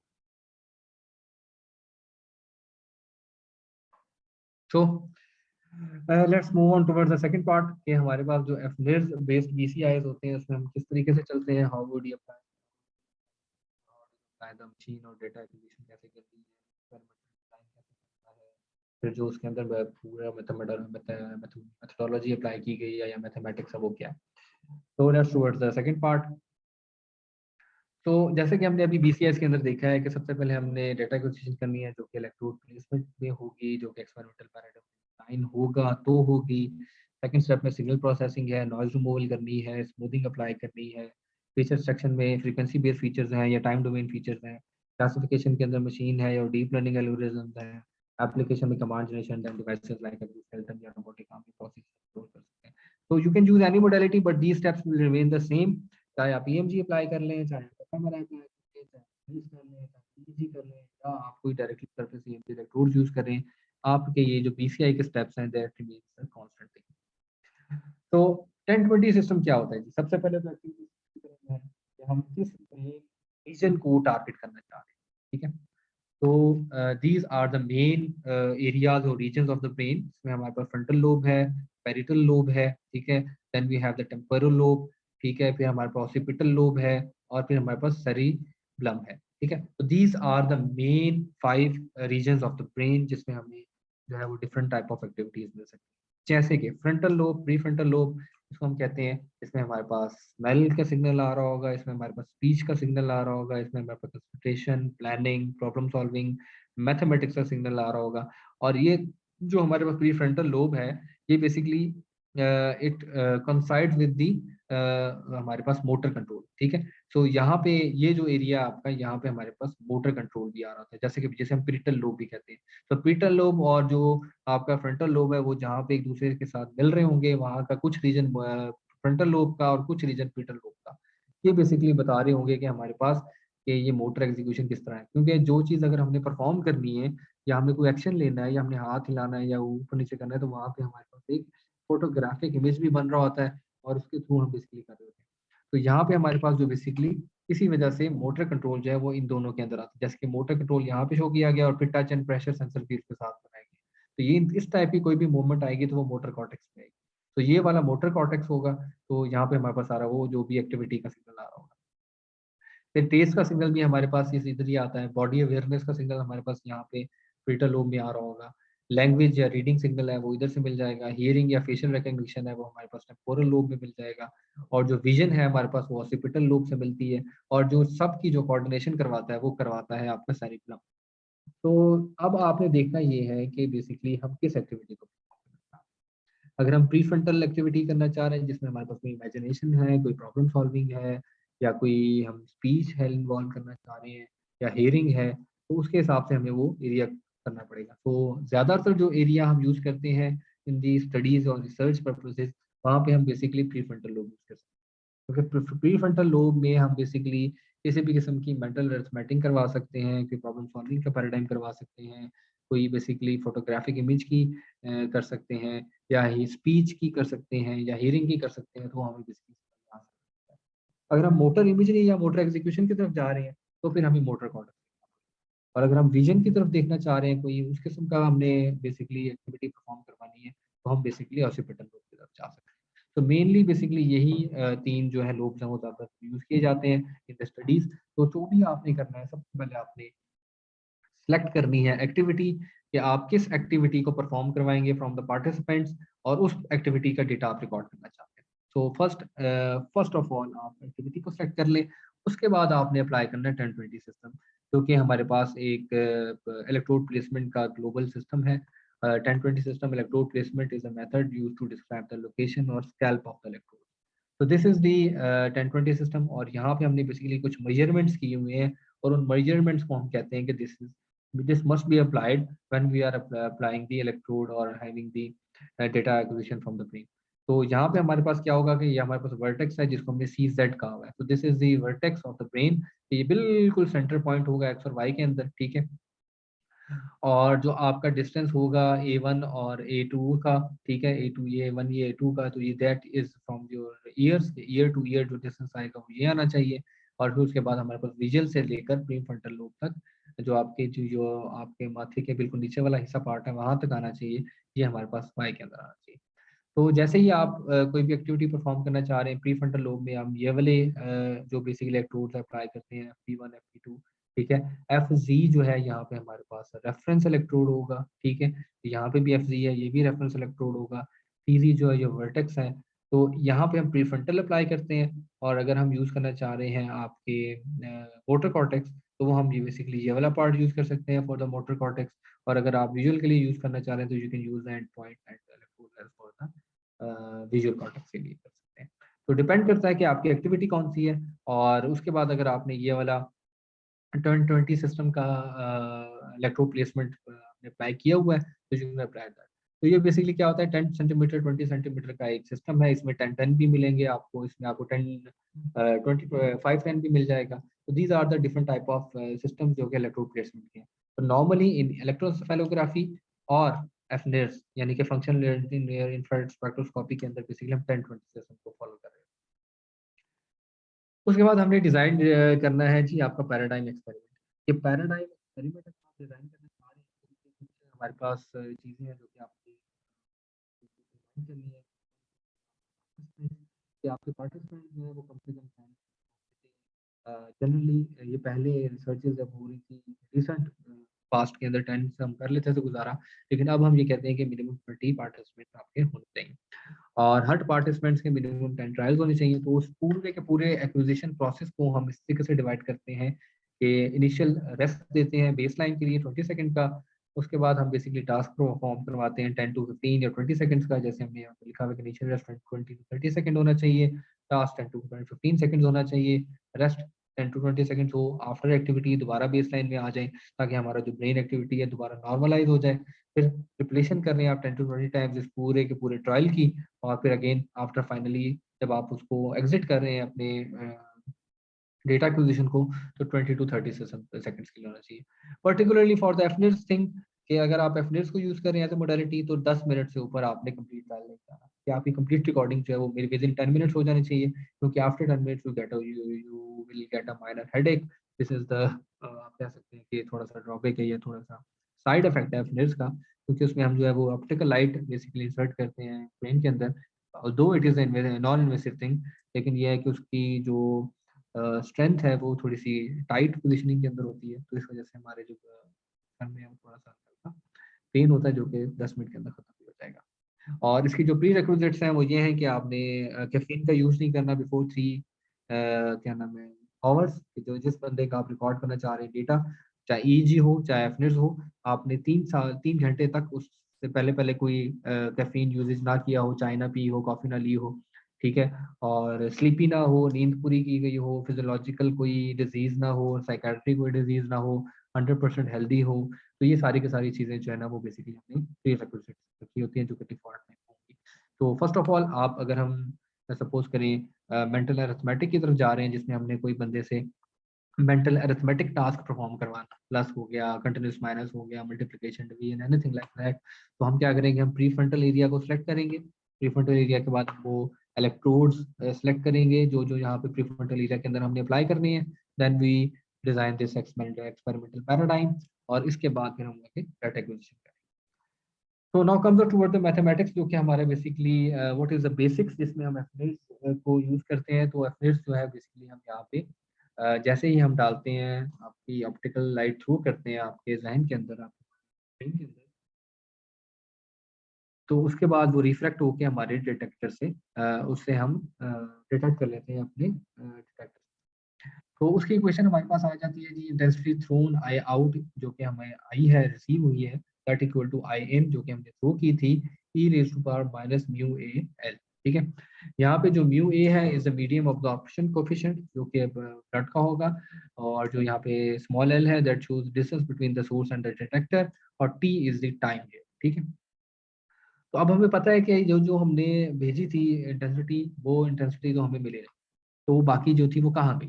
ठीक है, that is a good question कि वो जो बाकी थी वो कहाँ गई। अब वो चीजें इसको हम सॉल्व करते हैं using the modified Beer Lambert law. ठीक है, तो वो हमें ये बताता है कि जो हमारे पास इंटेंसिटी थी वो गई किधर, वो इधर गई कि हमारे पास प्लस जी आ गया। G is intensity loss factor due to scattering, तो वो स्कैटरिंग से हमारे बेसिकली लॉस हो गई। ठीक है, तो अब हमें क्या चाहिए, हमें एक वेरिएबल चाहिए ए, जो कि ऑप्टिकल डेंसिटी है, वो हमें बेसिकली चाहिए, और D is a differential path factor, जो कि हमारे पास जिस तरीके से वो रिफ्लेक्ट हुई है वो म्यू ए जैसे बताया मीडियम अब्जॉर्प्शन है, G is intensity loss factor due to scattering, और आई इज 1 और 2 फॉर द वेवलेंथ। ठीक है, तो यहाँ पे अब क्या करेंगे, हमें बेसिकली जो कैलकुलेट करना है ए, तो हमें एक इक्वेशन से तो हम नहीं कर सकते, तो व्हाट वी डू कि हम टू डिफरेंट वेवलेंथ्स, तो यहाँ पे lambda is the wavelength, two different wavelengths की हम इंटेंसिटीज थ्रो करेंगे, और फिर हम दोनों को रिकॉर्ड करेंगे। तो क्या होगा, दो इक्वेशंस आ जाएंगी। जब दो इक्वेशंस आ जाएंगी तो हम उसको डायरेक्टली कैलकुलेट कर सकते हैं, चेंज इन HBO और चेंज इन HPR। तो ऑक्सीजनेशन और डी ऑक्सीजनेशन हम डायरेक्टली कैलकुलेट करेंगे यूजिंग दिस फॉर्मूलेशन, और फिर हमारे पास चेंज इन ऑक्सीजनेशन और डी ऑक्सीजनेशन आ जाएगा, और वो जो हमारे पास ऑक्सी डाटा होगा या वो डी ऑक्सी डाटा होगा हीमोग्लोबिन का, उसको हम यूज कर सकते हैं और अवर फर्दर BCI पर्पसेस, और उसको प्री प्रोसेस करेंगे, फिर हम उसको आगे डिफरेंट के लिए। So this is the mathematics thing involved in FNIRS. This is a very simple mathematics, इसमें कोई ज़्यादा साइंस नहीं है, बट सिंपल सिंपल सी चीज़ है कि आपने MBLL अप्लाई करना है using the two different wavelengths, और आपने चेंज इन HBO और चेंज इन HPR को रिकॉर्ड करना है। तो जैसे ही हम रिकॉर्ड कर लेंगे डेटा को, तो उसको आगे हम फिल्ट्रेशन अप्लाई करेंगे। तो brain signal attend are filtered using different filters to attain maximum accuracy, क्योंकि हमें बहुत ही इंट्रिंसिक और इंडिपेंडेंट और क्लीन सिग्नल चाहिए, तो to apply the BCI for higher accuracy things. तो उसमें हम सबसे पहले एलिमिनेट करेंगे फिजियोलॉजिकल और instrumentational noises like heartbeat, जो कि 1 to 1.5 हर्ट्ज तक आ रही होगी, और फिर रेस्पिरेशन 0.5 हर्ट्ज तक आती है। आर्टिफैक्ट्स जो है वो डिफरेंट हैं, वो मोशन आर्टिफैक्ट्स भी हैं और कुछ इलेक्ट्रोड आर्टिफैक्ट्स भी हैं। तो मेनली जो हमें यहाँ पे जो जिसके लिए हम ज़्यादा कंसर्न होंगे वो हमारे पास मोशन आर्टिफैक्ट होगा। तो मोशन आर्टिफैक्ट जो है वो एवरेजिंग से, या फिर जो DCT वेव फॉर्म्स हैं उसके वो मेथड अप्लाई करके भी रिमूव किया जा सकता है। ब्लड प्रेशर या मेयर वेव्स हैं, वो भी हम इसी तरीके से बैंड पास फिल्टर से डिवाइड जो है वो रिमूव कर देंगे। तो यूजुअली हम जो फिल्ट्रेशन अप्लाई करते हैं 5 मिनट की, वो होती है 0.03 hertz cut off for low pass, और 0.5 hertz cut off for the high pass. उसमें क्या होता है कि हमारे जितने नॉइजेस हैं वो कट हो जाते हैं और रिमूव हो जाते हैं और हमारे पास सिर्फ सिग्नल जो है वो ही बचता है। जैसे कि you can see in this picture कि हमारे पास ये जो सिग्नल है this is from the mental cortex, sorry motor cortex के लिए सिग्नल हमने ये रिकॉर्ड किया था, और ये वाला सिग्नल हमने किया था फॉर दी प्रीफ्रंटल कॉर्टेक्स जिसमें हमारे पास कोई मेंटल एंड टास्क था।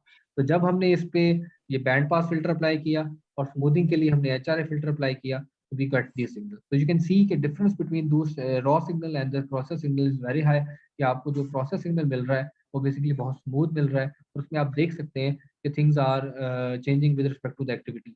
अगर हमारे पास एक्टिविटी आ रही है तो उसमें आप देखें कि इसमें हमें ये टोटल जो है ना वो डिफरेंशिएशन नजर आ रही है कि यहाँ पे अगर आप LFT वर्सेस RFT देखें, left finger tapping versus right finger tapping, तो यहाँ पे हमारे पास देखें ये एक पीक आ गया। तो यहाँ पे हमारे पास ज़्यादा सिग्नल की स्ट्रेंथ आ रही है, फिर हमारे पास वो कम हो जाती है, फिर ज़्यादा होती है। दैट मीन्स हमारी एक्टिविटी ही इतनी थी कि हम बेसिकली 10 सेकंड की एक्टिविटी परफॉर्म करते थे, फिर हम एक्टिविटी को रेस्ट पे ले आते थे। ये जो सिग्नल्स हैं हमें ये पूरे फिल्ट्रेशन के बाद में। फिर फीचर एक्सट्रैक्शन करते हैं। फीचर एक्सट्रैक्शन में हमारे पास बेसिकली जो है वही mean, peak, slope, variance, sequence और कर्टोसिस हैं, और different type of other features भी हैं जिसमें फ्रीक्वेंसी बेस्ड भी है, इसमें वेक्टर बेस्ड फीचर्स भी हम निकालते हैं। ठीक है सॉरी। तो जब आप एफनेट्स को और डिटेल में पढ़ेंगे तो you can get good signals here. ठीक है, तो उन सिग्नल्स को हम बेसिकली यूज करेंगे फॉर अदर, जिसमें हम बेसिकली अपना फीचर्स क्लासिफिकेशन के लिए। तो जो keep in mind one thing कि जब भी आप कोई BCI अप्लाई करने जा रहे हैं तो you need to normalise all the channels. ठीक है, चैनल्स मीन के जितने हमारे पास इलेक्ट्रोड से उतने वेक्टर्स बनना शुरू हो जाएंगे, उतने हमारे पास कॉलम्स बनना शुरू हो जाएंगे। तो उनको हम यूज करेंगे फॉर डिफरेंट चैनल। कहते हैं कि किस एरिया के अंदर था ये इलेक्ट्रोड लगा हुआ, उस एरिया में रिएक्टिविटी थी या नहीं थी, तो ये हमें देखना पड़ता है। तो चैनल्स आ जाते हैं, तो हर चैनल को हमने बेसिकली इक्वल करना होता है विद स्ट्रेंथ। तो हम क्या करते हैं कि हम उन फीचर्स को नॉर्मलाइज कर देते हैं और रीस्केल करते हैं बिटवीन 0 and 1। ठीक है, तो जैसे ही आपको रीस्केल कर लेंगे उन फीचर्स को, देन हम उसको आगे मशीन लर्निंग एल्गोरिथम यानी कि लीनियर डिस्क्रिमिनेंट एनालिसिस में डालते हैं। You can use another different type of machine learning algorithm as well. SVM use कर सकते हैं आप, या फॉरेस्ट्री यूज कर लें, या QDA यूज कर लें, एनीथिंग लाइक दैट, जो भी आपको अच्छा लगता है, या नाइव बेस यूज कर लें, तो वो आप इधर अप्लाई कर सकते हैं और फिर हम उसकी एक्यूरेसी ले लेंगे। तो एक्यूरेसी जब आपके पास आएगी तो वो 1 ट्रायल की आएगी, तो उसको आप रिपीट करेंगे फॉर 10 टाइम्स, जिसको हम कहते हैं वैलिडेशन पर्पस। तो leave one out cross validation apply कर सकते हैं आप, या फिर आप यहाँ पे 10 फोल्ड क्रॉस वैलिडेशन अप्लाई कर सकते हैं आप, या आप लीव वन ट्रायल आउट की वैलिडेशन अप्लाई कर सकते हैं। But validation is very very important. Without validation आपके रिजल्ट जो हैं वो बेसिकली डाउटी होंगे, तो आपने वैलिडेशन लाजमी करनी है। तो जब वैलिडेशन आप कर लेंगे, सपोज करें आपने 10 बंदों का डेटा रिकॉर्ड किया था और 10 बंदों के डेटा के बाद आपके पास एक्यूरेसी आ गई, तो 10 बंदों की डेटा की एक्यूरेसी को हम ये नहीं कहते कि this is the final thing. अब आप मुझे बताएं कि अगर मैं आपसे क्वेश्चन करूं कि 10 बंदों का डेटा आपका एवरेज एक्यूरेसी बट एवर 88 और 92% यू गॉट इट, तो 11th बंदे की क्या गारंटी है कि उसकी एक्यूरेसी में 90 अबव आएगी। ठीक है, तो उसके लिए हम क्या करते हैं, उसको करने के लिए हम 2 tail student T test apply करते हैं ऑन द डेटा, जो कि आपके रिजल्ट्स आए हैं ना एक्यूरेसी का वेक्टर है, उस पर ये आप अप्लाई करेंगे। तो जब आप ये अप्लाई करेंगे तो उसको हम कहते हैं द टी टेस्ट और द सिग्निफिकेंट टेस्ट, और उसमें हमारे पास एक पी वैल्यू है। अगर पी वैल्यू लेस देन 0.05 है तो इसका मतलब कि 95% वैलिडेटेड है, 95% occurrence of the 11th participant की एक्यूरेसी हाई आएगी, ये गारंटीड है।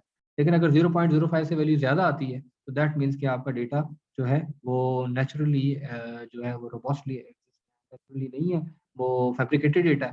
तो you have to do it again और you have to apply another thing और कोई और टेस्ट अप्लाई करके आप टेस्ट कर सकते हैं। तो ये हमारे पास पूरा का पूरा बेसिकली एक फ्लो है, स्टेप्स हैं, किस किस तरीके से हमें बेसिकली कौन कौन सी चीजें हमें टेक फाइंड करनी होती हैं टू अप्लाई दी थिंग्स है। तो क्लासिफिकेशन के लिए जैसे मैंने कहा कि आप ANN अप्लाई कर लें, आप CNN अप्लाई कर लें, DNN अप्लाई कर लें, आप LDA कर लें, या स्पोर्ट वेक्टर मशीन है, फॉरेस्ट्री है, यू कैन यूज एनी। तो अब हम जो है बेसिकली क्या करेंगे, हम एक आपको देंगे टाइप ऑफ डेमो देने की कोशिश करेंगे। ठीक है, तो सबसे पहले कि हम किस तरीके से एफनेस की जो मशीन है हम रिकॉर्ड करते हैं, और फिर किस सॉफ्टवेयर से हम उसको बेसिकली प्रोसेस करते हैं, और फिर किस तरीके से हम आगे लेके चलते हैं। तो सबसे पहले आते हैं हम डेटा एक्विजिशन।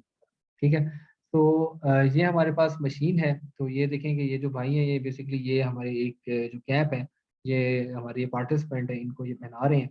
अब ये कैप जो है हमने खुद प्रिपेयर की थी, क्योंकि ये चूंकि हमने प्रीफ्रंटल लोब को देखना चाह रहे थे, तो हमने प्रीफ्रंटल लोब के ऊपर हमने बेसिकली क्या किया था कि हमने सारे इलेक्ट्रोड्स प्रीफ्रंटल लोब पे लगाए थे। अब ये प्रीफ्रंटल लोब के जितने भी जो हमारे पास हैं इलेक्ट्रोड्स वो लगाए हुए हैं। अब इसमें आप जो प्रीफ्रंटल लोब की एक्सरसाइजेज हैं या पैराडाइम्स है वो अप्लाई कर सकते हैं। इसमें हमारे पास मेंटल अरिथमेटिक है, हमारे पास थॉट प्रोसेस कोई भी चीज़ होती है, वर्ड परफॉर्मिंग है या रिवर्स वर्ड परफॉर्मिंग है या कोई भी प्रॉब्लम सॉल्विंग एप्लीकेशन है, वो हम इनको कह सकते हैं। तो ये ये इलेक्ट्रोड्स हमने लगाए हैं, these are for the 1020 systems के थ्रू लगाए हैं, और उसी लिए हमने प्रीफ्रंटल लोब के ऊपर ये अप्लाई की। अब इस कैप के ऊपर चूंकि ये ऑप्टिकल है तो it is very prone to light, तो हमें बेसिकली मिनिमम लाइट चाहिए, जैसे हम डार्क रूम में करते हैं, लेकिन आपको दिखाने के लिए हम वीडियो बना रहे थे तो इसलिए हमने ये बेसिकली लाइट ऑन की थी। तो अब क्या करेंगे हम, बेसिकली ये हमारे पास एक ब्लैक शॉवर कैप है जो कि हम इन इलेक्ट्रोड्स को ऊपर पहनाएंगे, ताकि हमें पता चल सके या कोई लाइट जो है वो बेसिकली इस इलेक्ट्रोड्स को डिस्टर्ब ना करे और हमारे पास नॉइज ना आए। और दूसरा जो हमारी इंस्ट्रक्शन होंगी टुवर्ड्स द पार्टिसिपेंट वो ये होंगे कि आपने हिलना नहीं है, क्योंकि अगर वो जितनी मूवमेंट करेंगे, हेड मूवमेंट जितनी ज़्यादा होगी, वो बेसिकली मोशन आर्टिफैक्ट क्रिएट करेगी, और motion artefact is a very big noise. तो हमने नॉइज को कम से कम रखना है, तो इसलिए हम पार्टिसिपेंट को ये कहते हैं कि आपने बेसिकली मूव नहीं करना और कोशिश करनी है कि आप स्टिल बैठे रहें एक कंफर्टेबल चेयर के ऊपर। तो इसके बाद हम बेसिकली क्या करते हैं कि हमारे पास एक सॉफ्टवेयर है जो कि इस मशीन के साथ, या डाटा एक्विजिशन सॉफ्टवेयर है जिसको हम अरोरा कहते हैं। तो उस अरोरा के ऊपर हम बेसिकली क्या करते हैं कि सबसे पहले पहनाने के बाद हमने ये जो हमारे सारे पास फाइल्स शो हो रही हैं आपको, these are the basically configuration files जो कि हमने हर पैराडाइम के लिए बना के रखी हुई हैं या डिफ़ॉल्ट में भी सॉफ्टवेयर के अंदर अवेलेबल है। तो उसमें से हमने बेसिकली प्रीफ्रंटल की जो बनी बनाई फाइल है वो हमने सेलेक्ट करनी है, और वो सेलेक्ट करने के बाद ये वाली प्रीफ्रंटल की फाइल उन्होंने सेलेक्ट की। अब हम करेंगे एक dark noise test. Dark noise test ये होता है कि आपके जो इलेक्ट्रोड्स हैं वो सेल्फ टेस्ट करते हैं अपने आप को, और फिर वो हमें बताते हैं कि ये सैचुरेटेड थे, ये क्रिटिकल सिचुएशन में है, ये एक्सेप्टेबल है या एक्सीलेंट डेटा शो कर रहे हैं। तो जो हमें इलेक्ट्रोड्स चाहिए वो सारे एक्सीलेंट फॉर्म में चाहिए। तो ये वाला जो पैराडाइम है, ये वाली जो 1020 सिस्टम के अंदर इलेक्ट्रोड्स हैं वो हमने अप्लाई किए हुए हैं, जो कि आपको शो हो रहे हैं। Red are the emitters and blue are the detectors. तो वहाँ पे अब ये आपको बताएंगे कि किस तरीके से हमने आगे।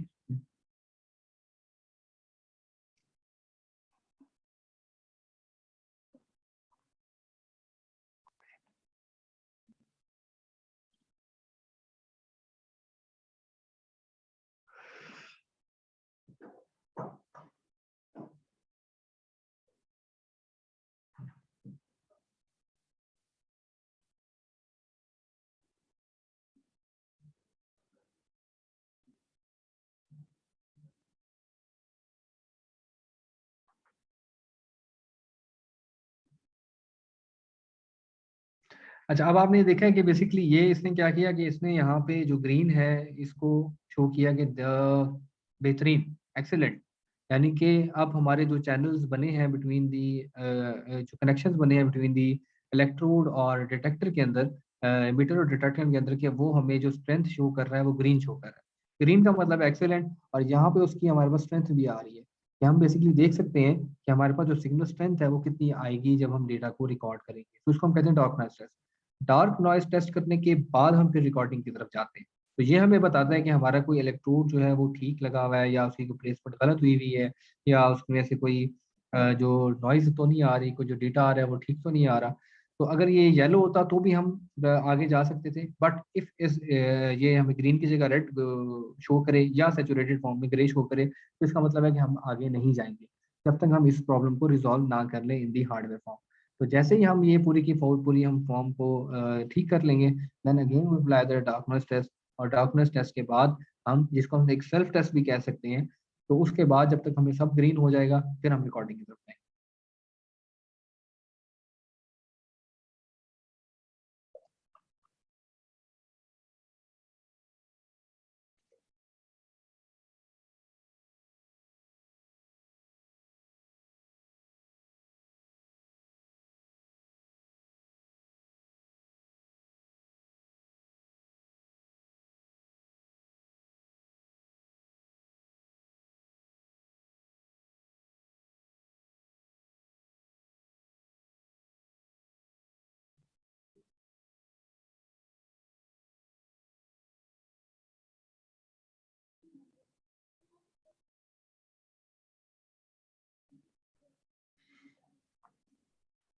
अच्छा जी, तो अब ये मैंने जैसे आपको पहले बताया कि जब हम रेफरेंस इमेज को रिकॉर्ड कर रहे होते हैं तो फर्स्ट ऑफ ऑल जो है हमें वो डार्क रूम चाहिए होता है। यहाँ पे डार्क रूम सिर्फ इसलिए नहीं है क्योंकि ये हम आपके लिए वीडियो बना रहे हैं, और सेकेंडली ये कि जब आप देखेंगे अभी ये आपको शो करेगा सिग्नल रिकॉर्डिंग के अंदर, कि देखेंगे कि आपको कोई खास सिग्नल इसमें नज़र नहीं आएगा, विद उसकी स्ट्रेंथ भी अच्छी नज़र नहीं आ रही। उसकी वजह ये है क्योंकि जो हमारा जो पार्टिसिपेंट है इज़ प्रोन टू लाइट, और सेकेंडली ये है कि वो हो सकता है कि इस फॉर्म के अंदर ना हो, या वो उसकी जो ब्रेन एक्टिविटी है वो इतनी स्ट्रेंथ ही ना हो, और इस वजह से हमें उसका वैल्यू शो ना हो रहा हो। बट सी कि हम बेसिकली रिकॉर्ड करते कैसे हैं। तो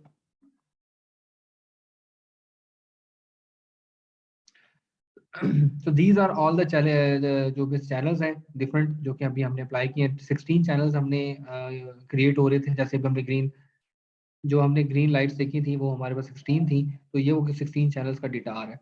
अब जो हम इसको विजुअली टास्क बता रहे हैं कि आपने टास्क परफॉर्म करना है या आपने रेस्ट करना है, तो अब आप देख रहे हैं कि इसमें हमें कोई खास सिग्नल नज़र नहीं आ रहा। उसकी वजह ये है, एक तो ये they are prone to light, और सेकेंडली ये कि हमारे पास जो ये डेटा रिकॉर्ड हो रहा है it's not very good in the form.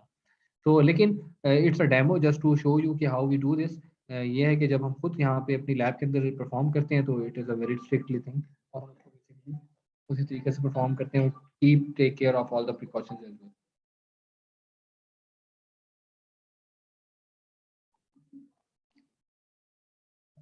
अच्छा, अब जब डेटा हमारे पास रिकॉर्ड हो जाता है फिर हम डेटा प्रोसेसिंग करते हैं, ठीक है। तो डेटा प्रोसेसिंग के लिए हम यूज़ करते हैं निर्ज लैब का सॉफ्टवेयर।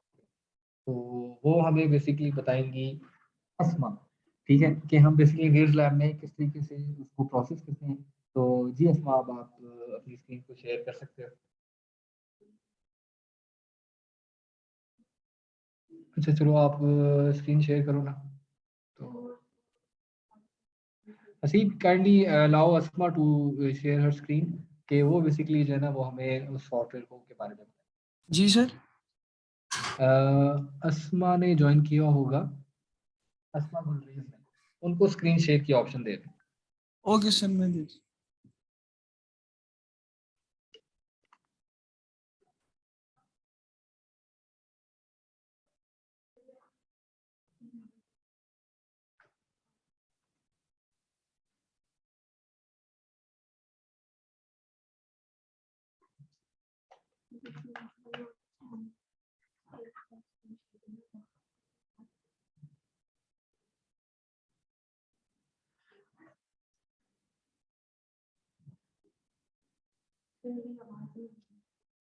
अच्छा चलिए, मैं खुद एक्सप्लेन कर देता हूँ, उनकी बात है। स्क्रीन वो चलाएंगी और मैं आपको यहाँ पे explain कर दूंगा। तो सबसे पहले हम करेंगे कि हम डेटा को लोड करेंगे और सेलेक्ट करेंगे कौन सी फाइल सेलेक्ट करने जा रहे हैं। तो we have option for 3 files कि हम directly raw data and figure file को भी एक्सपेरिमेंटल जो रिकॉर्ड करके हमने रखी है वो यहाँ पे लोड कर सकते हैं, निर्स इन्फो फाइल कर सकते हैं और निर्स फाइल लोड कर सकते हैं। तो चूंकि हमने निर्स फाइल यहाँ पे रिकॉर्ड की थी, तो we can load the NIRS file from the software जो वो फाइल मेमोरी में पड़ी हुई है। तो ये डेटा हमने रिकॉर्ड किया था, तो वो अब हम उसके अंदर लोड करें।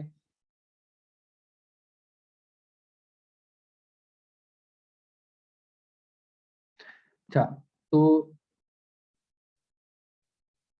जब हम ये लोड कर लेंगे निर्स फाइल या निर्स इन्फो फाइल, तो देन हमें बेसिकली लोड प्रॉप्स कर सकते हैं। हमने बेसिकली जो है आपकी जो प्रॉप्स थी, जिस तरीके से आपके इलेक्ट्रोड्स लगे हुए थे, हम वो डायरेक्टली लोड कर सकते हैं। तो do you want to overwrite the existing prop file, हम कहते हैं कि हमने नहीं करना, क्योंकि जो हमने निर्स इन्फो फाइल लोड की है उसमें डायरेक्टली उसने ये इंफॉर्मेशन भी लोड कर ली। अब हमने मार्कर्स को सेट करना है, यानी कि जो हमने डेटा रिकॉर्ड किया था उसके जो इवेंट्स थे वो हमने क्रिएट करने हैं। तो हम सबसे पहले वो सेट मार्कर्स करेंगे bye selecting create event file. तो हमारे पास जो डेटा था वो बेसिकली आगे हमारे पास आ जाएगा। नजर नहीं आ रहा?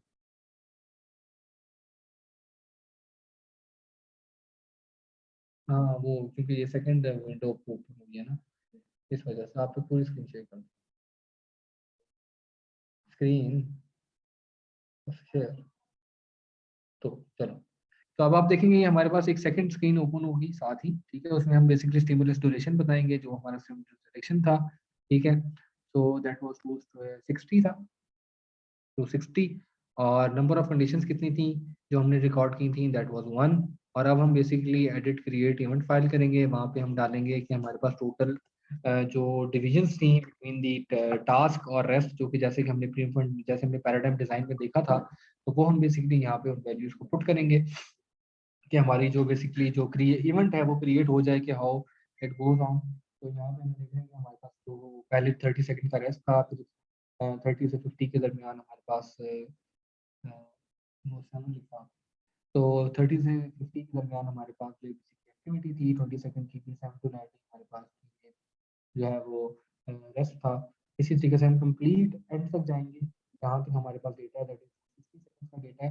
तो 260 सेकंड तक हमने ये जितनी भी हमारी एक्टिविटीज थी उनको हमने इवेंट वाइज यहाँ पे ऑन सेट ऐड करना है। बट कीप इन माइंड कि जब भी हम ये ऐड कर रहे हैं तो हम जो है basically last part of that कर रहे हैं, यानी कि स्टार्टिंग कंडीशन नहीं दे रहे, एंडिंग जो सेकंड्स की वैल्यू है वो यहाँ पे हम दे रहे हैं, सॉफ्टवेयर को बता रहे हैं।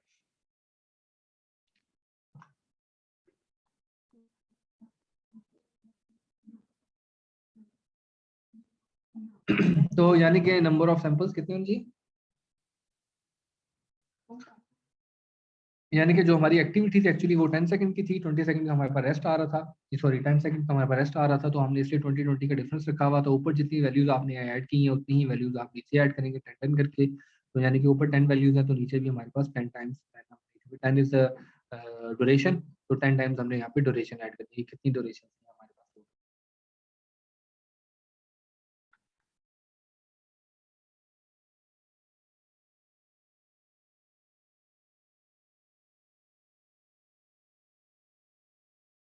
नो आई कॉर्ड डालो।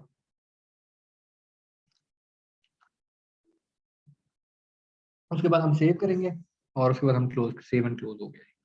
अच्छा, उसके बाद हमने जो करना है, बीच में ऑप्शंस हमारे पास काफ़ी सारे हैं, हम कंप्लीट कर सकते हैं। अगर हमारे पास टाइम सीरीज का डेटा और हम चाह रहे हैं कि हमारे पास जो डेटा था वो आधा ठीक था आधा गलत था, तो आधा हम यहाँ से इंटरपोलेट कर सकते हैं। अगर आपके पास बीच में डिस्कनेक्शन है डेटा के अंदर तो आप you can apply the interpolation.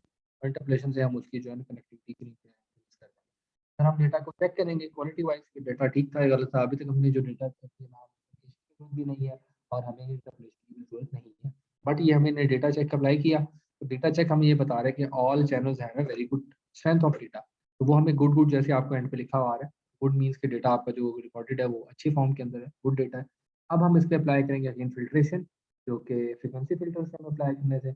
यहाँ पे अब आप देखेंगे रूल ऑफ विड्थ बट कितना है, यहाँ पे बैंड पास अप्लाई करना चाह रहे हैं। और कौन कौन से हम अप्लाई कर सकते हैं इसमें? इसमें आप लो पास अप्लाई कर सकते हैं, हाई पास अप्लाई कर सकते हैं, आप यूज कर सकते हैं। तो बट हम यहाँ पे बैंड पास अप्लाई करेंगे, हाई कट ऑफ फ्रीक्वेंसी हमारे 5 है और लो कट ऑफ फ्रीक्वेंसी हमारे 3 है।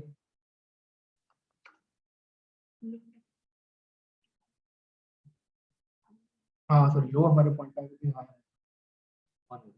तो जैसे हमने डेटा को फिल्टर कर दिया तो चैनल मीन अभी हम देख रहे हैं, you can see the channel all channel data और एन चैनल डेटा, उधर हमारे पास ऑप्शन ऊपर मौजूद है। तो अगर हम मीन ना देखें और अगर हम ऑल चैनल देखना चाहें तो वी कैन क्लिक दिस और हम ये देखें। अभी हमारे पास कंप्लीट चैनल्स का डेटा आ गया।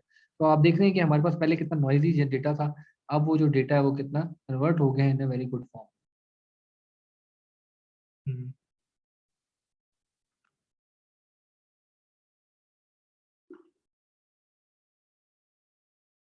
ये करने के बाद आप सेव एंड क्लोज कर सकते हैं। अच्छा, जब सेव एंड क्लोज कर ले तो पैरामीटर सेट करने की जिनके डिफॉल्ट पैरामीटर्स हमारे पास ऑलरेडी सेट हैं, जो जिससे हम इस ऑप्टिकल डेंसिटी को कन्वर्ट करते हैं हीमोडायनामिक्स के अंदर। ठीक है, तो CHRF हीमोडायनामिक्स रिस्पांस फंक्शन जो है parameters for beard Lambert law, वो हम यहाँ पे ऐड करते हैं, जिसमें हम बताते हैं कि डिस्टेंस ऑफ फर्स्ट चैनल कितना है, नंबर ऑफ वेवलेंथ्स कितनी है, बेस लाइन इन फ्रेम्स कितना आ रहा था, टोटल हीमोग्लोबिन कितनी है, और बाकी उसके डिफरेंट पैरामीटर्स WL1 और WL2 क्या दे रहे हैं। तो ये सारे के सारी वैल्यूज हम इसमें डिफॉल्ट में भी सिस्टम ने, जो कि नॉर्मली स्टडीज के अंदर यूज किया गया है, डिफरेंट रिसर्चर्स ने यूज किया, वो इसमें स्टैंडर्ड वैल्यूज को यहाँ पे ऐड अप किया हुआ है। बट अगर हमें जरूरत पड़े, हम चेंज करना चाहते हैं तो you can use that, change भी कर सकते हैं। लेकिन अभी हमने यहाँ पे कोई चेंज नहीं करना, हम सेव कर देंगे। फिर उसके बाद हम ऑक्सी और डी ऑक्सी को कंप्यूट करेंगे। अभी तो हमारे पास ये सारा डेटा था, ये ऑप्टिकल सिग्नल्स का था, ऑप्टिकल इंटेंसिटीज थी।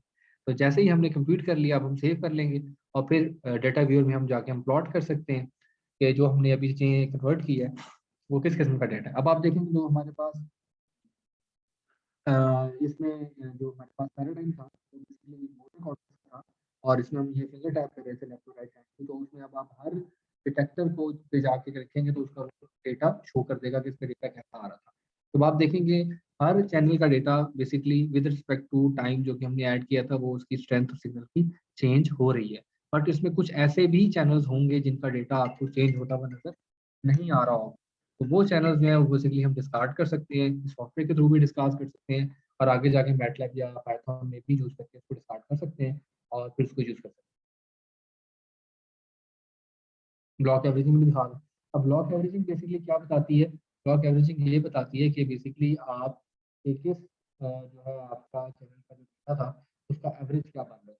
उससे आप डायरेक्टली बता सकते हैं कि आपका जो ब्रेन सिग्नल आ रहा था वो आर्बिट्री वैल्यू आ रही थी या वो वाकई कोई एक्टिविटी, तो उस एक्टिविटी की बेस पे हम उसको डायग्नोज करके आगे कर सकते हैं। इसी तरीके से बाकी डिफरेंट चीज़ें भी अवेलेबल हैं जिसमें हमारे पास मैट्रिक्स मैपिंग है, ठीक है, और गेन सेट वीविंग है, स्टैक वीविंग है। तो these are the different thing जो कि कर सकते हैं। इसमें आप मैट्रिक्स मैपिंग बता दें क्योंकि दैट इज गुड थिंग। अब देखिए एक मैट्रिक्स मैप हो गया फॉर द एक्टिविटी और फॉर द चैनल, और वो हमें बता रहा है कि किस टाइम के ऊपर टाइम फ्रेम में किस चैनल पे एक्टिविटी आ रही थी। तो ब्लू मीन्स कि कोई एक्टिविटी नहीं थी, येलो और रेड मीन्स कि हमारे पास एक्टिविटी थी। तो अब आप देखेंगे जब आप इसको प्लॉट करेंगे विद रिस्पेक्ट टू टाइम, और टाइम में हमें पता है कि पहले 30 सेकंड रेस्ट था, फिर 10 सेकंड की हमारे पास एक्टिविटी थी, फिर 10 सेकंड का रेस्ट था, फिर एक्टिविटी थी। तो उस तरीके से हमें देखेंगे एक वेव फॉर्म ये बना रहे हैं कि बीच में हमारे पास ब्लूज भी हैं, रेड्स भी हैं, येलोज भी हैं। तो यानी कि हमारे पास ब्रेन एक्टिविटी एक आ रही थी जो कि with respect to time change भी हो रही थी, ठीक है।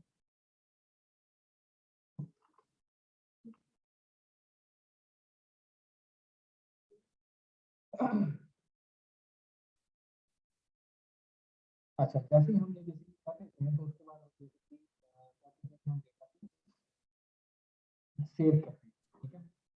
तो हम डेटा एक्सपोर्ट करते हैं जो कि हमारा जो चाहिए हमने ऑप्टिकल से ऑक्सी और डीऑक्सी में, उसको हम यहाँ पे सेव कर लेंगे और फिर ऑफलाइन प्रोसेसेस के लिए हम उसको डायरेक्टली यूज कर सकते हैं। इसमें ऑक्सी हीमोग्लोबिन का डेटा सेव हो सकता है, डीऑक्सी का हो सकता है, टोटल का हो सकता है, ऑक्सी एचबी और डीऑक्सी एचबी दोनों का हो सकता है। दिस इज हाउ के we going to save this data, और उस डेटा को फिर हम फिल्टर डेटा और वेरिएंस के फॉर्म में भी सेव कर सकते हैं। तो there are many options available कि आप किस तरीके से उसको अपने आगे पाइथन में या मैथ्स में या ऑफलाइन एनालिसिस के लिए यूज करना चाह रहे हैं, तो आप उसको डायरेक्टली यूज करके एक्सपोर्ट करके सेव कर सकते हैं।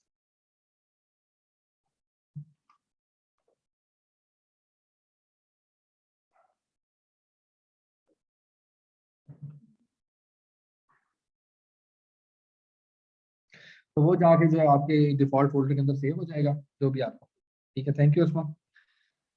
अच्छा जी, तो ये था हमारा बेसिकली कि हमने आज जो है डिस्कस किया और आगे जो है एक डेमो भी हो गया, डेटा भी हो गई।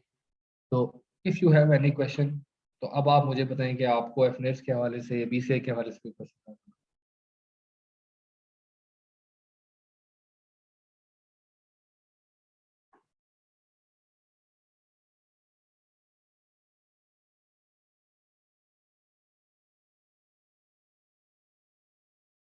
जी असीफ, किसी का कोई क्वेश्चन है? सर अभी तक किसी का भी नहीं आया। यानी दो ही बातें हो सकती हैं, या तो सबको बहुत ज्यादा अच्छा समझ आ गया या किसी को कुछ भी समझ नहीं आया। तो अब इसमें से कौन सी बात ठीक है? सर मेरे ख्याल से काफी डिटेल था, अच्छा समझ आया सबको। आना तो अच्छा चाहिए समझ। दो पार्टिसिपेंट ने रेज हैंड किया, आदिल क्वेश्चन करना चाह रहे हैं। जी आदिल।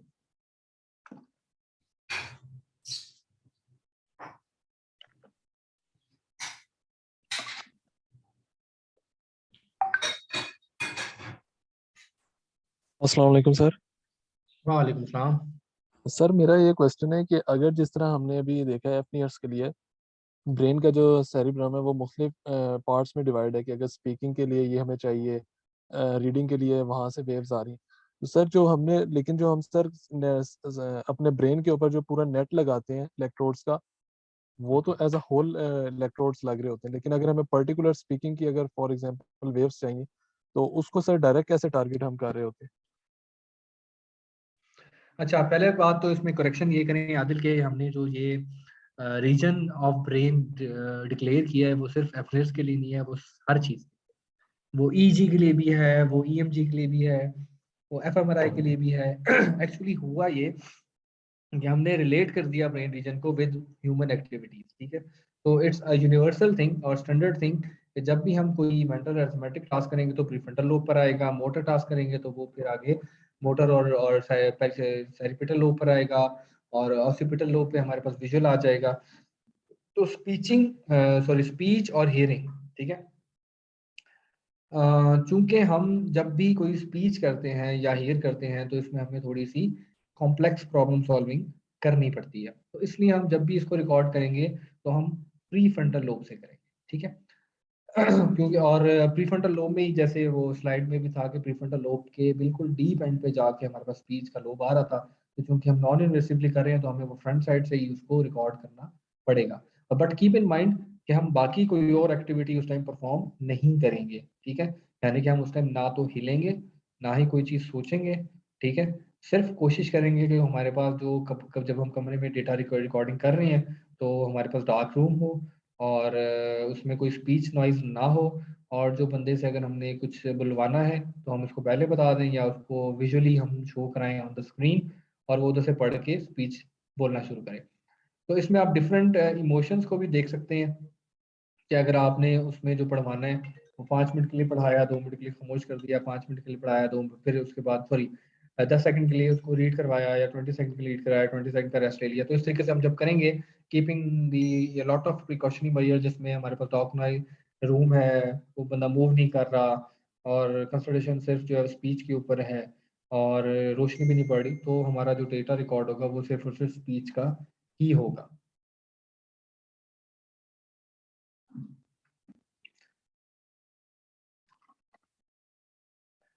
अच्छा जी, इसके अलावा कोई क्वेश्चन?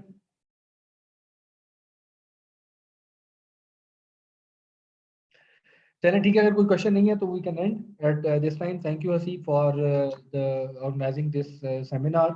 तो अगर मैं भी अवेलेबल हूँ, डॉक्टर नुमान भी डिपार्टमेंट में अवेलेबल हैं, और यूनिवर्सिटी भी अवेलेबल है इन पाकिस्तान। तो अगर आप में से किसी को कोई कोई क्वेश्चन करना है, आप कोई प्रोजेक्ट करना चाहते हैं, या अगर आपने BCI को सीखना है, या इसको आगे आपने कोई एक्सपेरिमेंट परफॉर्म करके practical on hand experience gain करना है, तो यू कैन कॉन्टेक्ट मी।